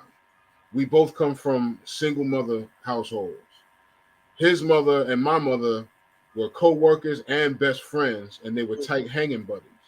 So anytime his mother and my mother got together to go hang out, it was me and Tame. Now this is in New York or in Jersey? Now this is while I was in New York. Yeah, this is while I was still living in New York. I hadn't moved to Newark yet. Okay. So, but you know, both our mothers were working at the Red Cross in New York, and that's how we got to meet. So I met Tame at a cookout, at a company cookout out in Long Island. I met Tame and A Cool, my brother A Cool. Now at this time, this is Raheem and Anthony. All right. So, you know, so we met. I was doing graffiti and artwork and stuff like that. This is all before any of us were rapping, any of us were doing beats or DJing or any of this stuff. We were just doing graffiti and breakdancing. We were like 11, 12 years old, like 12 years old. You know, we're doing graffiti. Me and my boy Kel, we showed Tame around because where I was living at the time on 110th Street, I was right over by Riverside Park where the original wall for the Wild Style mural was painted. So me and Kel would take Raheem over to see the painting, the wild style painting, and we were all in awe of that because this was our culture, coming to life at that time. You know what I'm saying? The wild style movie had just come out. Right. We were super huge and big on that. We saw the Star Wars movie with all of the graph writers and my man Scheme, who we ended up getting to meet later in our adult life. You know what I'm saying? So we just had all of this history, Then later on, I moved to Newark, and Tame shows me all around Newark. He shows me, he introduces me to all his boys. His family becomes my family. I bring my friends from New York out here, you know what I'm saying? And then my family becomes his family, and that's just how it was. And so we built from there, this love of music and culture and hip hop. The very first thing we linked up on at that cookout when we first met was Run DMC, Sucker MC. Now, all we did was recite those lyrics all day, and that's all everything was about was Sucker MC by Run DMC. But what was you gonna say? How old were you at that time? 12. Wow. 12 years old. And when I moved to Newark, I was about 14 when I moved to Newark. So that was like 2 years later when I moved out here. Okay. Now Tame one said he was Redman's cousin, and he said, did I read it right that he said did Redman say that it was Tame that inspired him? Tame was the one who inspired Redman. Tame was the one who inspired Redman to do what he was doing because at the time, Redman was just DJing at the time. Yeah. And So it was Tame that inspired Redman to do what he was doing. Yeah. And what's crazy now, let me tell you this though. Let me tell you the story of this real quick. Is that they were, like I said, this was before me and Tame got together before any of the music part of it. It was the music that we loved, but we were doing art and breakdancing. Now, Tame was somebody who would sit in my window and start snapping on people that he saw out the window, making cracking jokes and saying stuff. But he would do this stuff in rhyme form, freestyle off his head, off the head. He would just be looking at stuff of what's going on outside, and he would just be talking about what he sees going on outside, like literally what's going on outside my window. He would say it in rhyme form. And so me and my man Malik would sit there, and he would all have us rolling with this stuff, man, because he was comical. He was real clever and witty with his words and his thoughts, man. Like Tame was very quick, man. You weren't going to hike on Tame, and he wasn't going to get you back. That's for sure. So me and Malik were the ones that told Tame, like, yo, man, you need to do that for real, man. You need to be a rapper. You need to become an MC, man, because you know how to do this naturally, man. It was natural for him to just do what he was doing. So we were the ones that got him into spitting rhymes and trying to take it serious and trying to be a rapper and all of that. And I still have all of the tapes of all of the earliest stuff that we've ever done all the way up till now. You know what I mean? That was my brother. You know what I'm saying? In the beginning, when I was still in New York and he would come visit me in New York, my tag name at that time was Taxter, Taxter. And so when Raheem would come to New York to visit me, and I had this name, he would take that name that I had and bring it to Newark. And he would start writing Taxter in Newark. And so when he did that, I changed my name from Taxter to Tame. I was writing Tame. And then when he visited the next time, he took that and he went to Newark and started writing Tame. And he gave the name Taxter to the other brother that I met the day that I met Tame, which was Cool, my man Anthony. He gave him the name Taxter. So Anthony started writing Taxter, and Raheem started writing Tame, and then I started writing Zash and all this other stuff that had a Z in it, and I kept the Z and ended up CMZ and all of this other stuff. But Tame kept Tame from that point on. He was Tame one forever from that point. You know what I'm saying? So this is my brother. You know what I'm saying? This is somebody. This is my brother, man. We came up from the beginning. From the very, very beginning, we started everything. When you hear Boom Squad, that came from me and Tame. That was Tame's. Tame was the one that created Boom Squad. Actually, he created Boom Squad. He created this logo on my shirt. Actually, he created that. That Boom Squad. That's him. He did this artwork. He came up with the name of the crew, Boom Squad. When you talk about Hidden Descent, me and Tame it all comes from me and Tame, because from me and Tame we had Boss Mob, and Boss Mob was a huge thing with me, my boy Tame, MCL from the Artifacts back when they were That's Them, and even before they even met, we had this crew called the Boss Mob. My man G, my man Train, Jay Byrne, Mellow Max, Rasta Ra, DJ Porno, my man Malik. It was a whole crew of us, and it was MCs, DJs, beat makers, producers, dancers, photographers, videographers, people who were art directors for, my man Merge, Chris Calloway, he was the art director for The Source. Like all of us, we built a whole conglomerate of what we have in our culture. You know what I'm saying? So, but Tame was there in the very beginning of it. So, when I say him and I, when me and Tame started this and we built this together, I mean, we started this and we built this together. So he's in everything that I do, hip hop connected. He's in everything that I do. He's in my subconscious. He's in my spirit. That's my brother, and I'm a miss him. Rhino, I'm on YouTube, and they did a mix of all of his records, and he has a record called Tame As It Ever Was. Yeah. That's a good play on words. Tame As It Ever Was. That's good. Yeah. And what's crazy about Tame, and it's something, big ups to Ma D, his mother, that's my other mother. And, she always said that, his name is Tame, but that ain't what he is. You know what I'm saying? He don't, because Tame was a wild boy. He had a lot of wild energy, man. You know what I'm saying? And he was, people talk about being a free thinker. Tame was a free thinker. You know what I'm saying? Tame did what he wanted, but he did it with class. He was never malicious. He was never out to hurt anybody. He may have hurt some feelings here and there, but he never was ever to hurt anybody. Tame never hurt anybody but himself. You know what I'm saying? That was it, man. And I'm gonna miss my brother, man. He didn't wake up that Sunday morning. Yeah, and I think that's what his mom said. Is all I can say is, my baby. What was in her post? It was an article. Anything she said, all I can say is, my baby's gone. Yeah. So. Yeah, and big ups to Pastor Ali. I saw his he gave his condolences. Yeah. So it's been pretty hard, man. It's been pretty hard. And what's crazy, that same day we also lost Hurricane G, which was another sister that was kind of connected to the whole circle. When we talk about Redman, Redman has a song called "Tonight's the Night."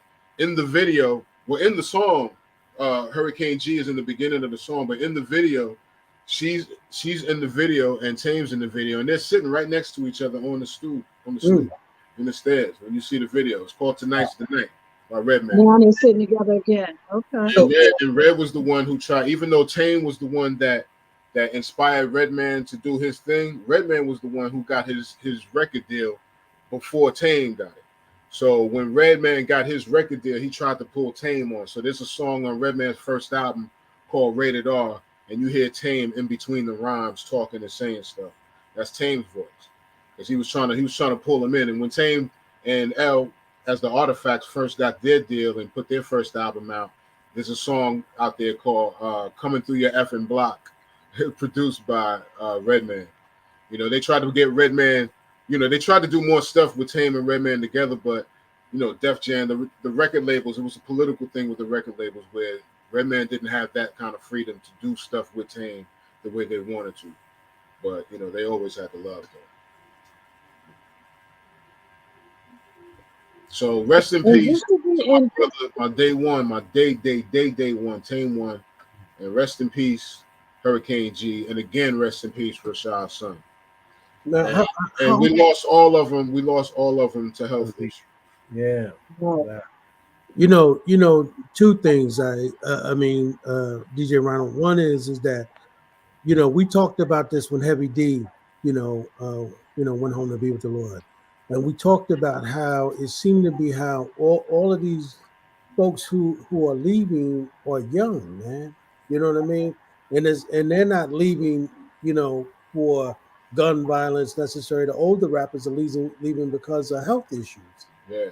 Why do you think that is? Do you think that we're not going to the doctor or No, we don't, man. Just the way we need education on legalities and laws, because we need to learn what our rights are in these streets when we're dealing with folks. You know what I'm saying? Certain folks. We need health education too. We need medical education. We need to know how to better live longer, like our ancestors, man. Our ancestors used to And live we got to long. pay attention to our bodies. I can tell you now, I used to, as a younger person, to go to McDonald's and eat. If I eat at McDonald's right now, it's going to put me right to sleep. You know, we have to pay attention what we ate at 18, what we consumed in our bodies at 18 and 25. We can't do it at 50 and 55. Our bodies just can't take it. We have to, And the food has just gotten worse over time. I mean, yes. think about how food was in your during your childhood as compared to now. Like food isn't even what it used to be. You know what I mean? Like it's food has gone down. You know what I'm saying? It's all fake and phony and it's garbage. Like, And remember, you used to go to McDonald's as a treat, not as an everyday meal, too. yeah. I mean, we used to sit at the table and eat food 3 meals a day. And now when we're just eating this fast food, it's not healthy for our bodies. Like you said, saturate all the stuff that they put in these foods. So I think you're right, Rhino. I think that what we've got to do is, you know, especially those of us who, you know, 50s and 60s now, I think that we've got to be, you know, making those decisions to go and see our doctors, get a health checkup, and pay more of attention because, you know, I mean, we can't live the way we were living when we were 20 and 30. You know what I mean? Right.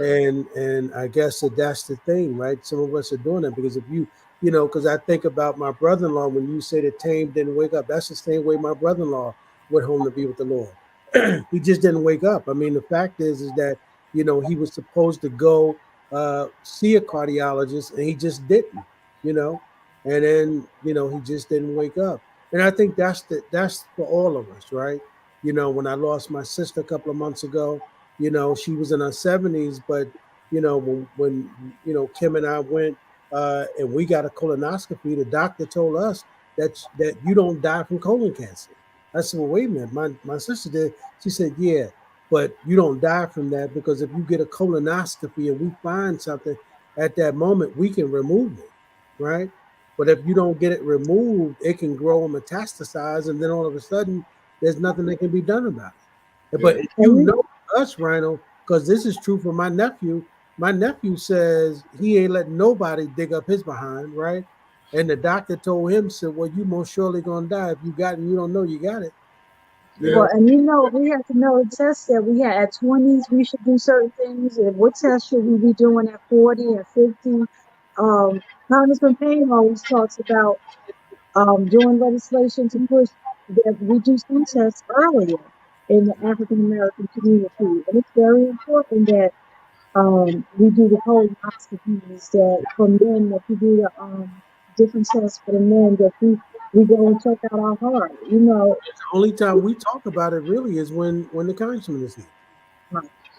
Right. It's the only time we really talk about healthcare. But I think, Rhino, I think what we might want to do is on your segment, maybe we might want to pull some hip hoppers together and talk about it, right? And you know, because y'all have influence, right? To have that conversation. And I think since we have a connection to Ralph McDaniels, he might be one of the good brothers to bring in to help us get that dialogue started in our community. You know what I mean? And be able to talk about it, man. So it is what it is. But Rhino, you know, we're almost out of time. We're gonna let you have the last word. But Zaid, why don't we thank everybody and then let's let Rhino have the last word. Man. Great show. Sharif El-Mekki conference coming up on the 17th through the 19th. Of course, Keesha came in and gave us a loaded few minutes on how we unpacked last week in Newark with the violence. Conrad come in, and good talk about New York.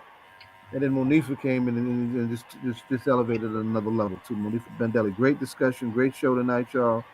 Right? And we will see you next week, same black time. And big shout out to Mutulu Shakur's release. Tulu is December 16th, the same day we in court for Mumia, at the crossroads with Mumia, right? Dr. Mutulu Shakur is going to be released on parole. Never give up, never give up. never give up. And you got any last words over there, Big D? No, just Rhino sending you love and big hugs. Thank you. Yeah, and for me, Brother Rhino, you know, man, I feel your pain. You are our brother. We love you, and we know that if you hurting, we hurting, man. We heard that's right. So, you know, we riding with you, man. Thank you, man. Thank you. And you know, they're gonna have a service for Tame on Tuesday. It's gonna be a private service for the family on Tuesday, but that same day after the private service for the family, there's gonna be like a memorial tribute for Tame One out in Hackensack by this wall. It's a wall where all of the legendary graffiti artists come out to do murals and stuff like that. And that's where they're gonna have all of the writers, all of the rappers, all of the friends, fans, whoever that love Tame. They're all gonna come out to that afterwards. Wow, right on. Okay.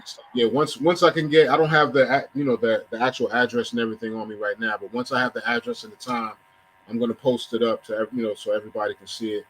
And that's gonna be next week Tuesday. So the service for Tame One is on Tuesday, and again, the service for Rashad's son is this Sunday, the 13th, at the Newark Museum of Art.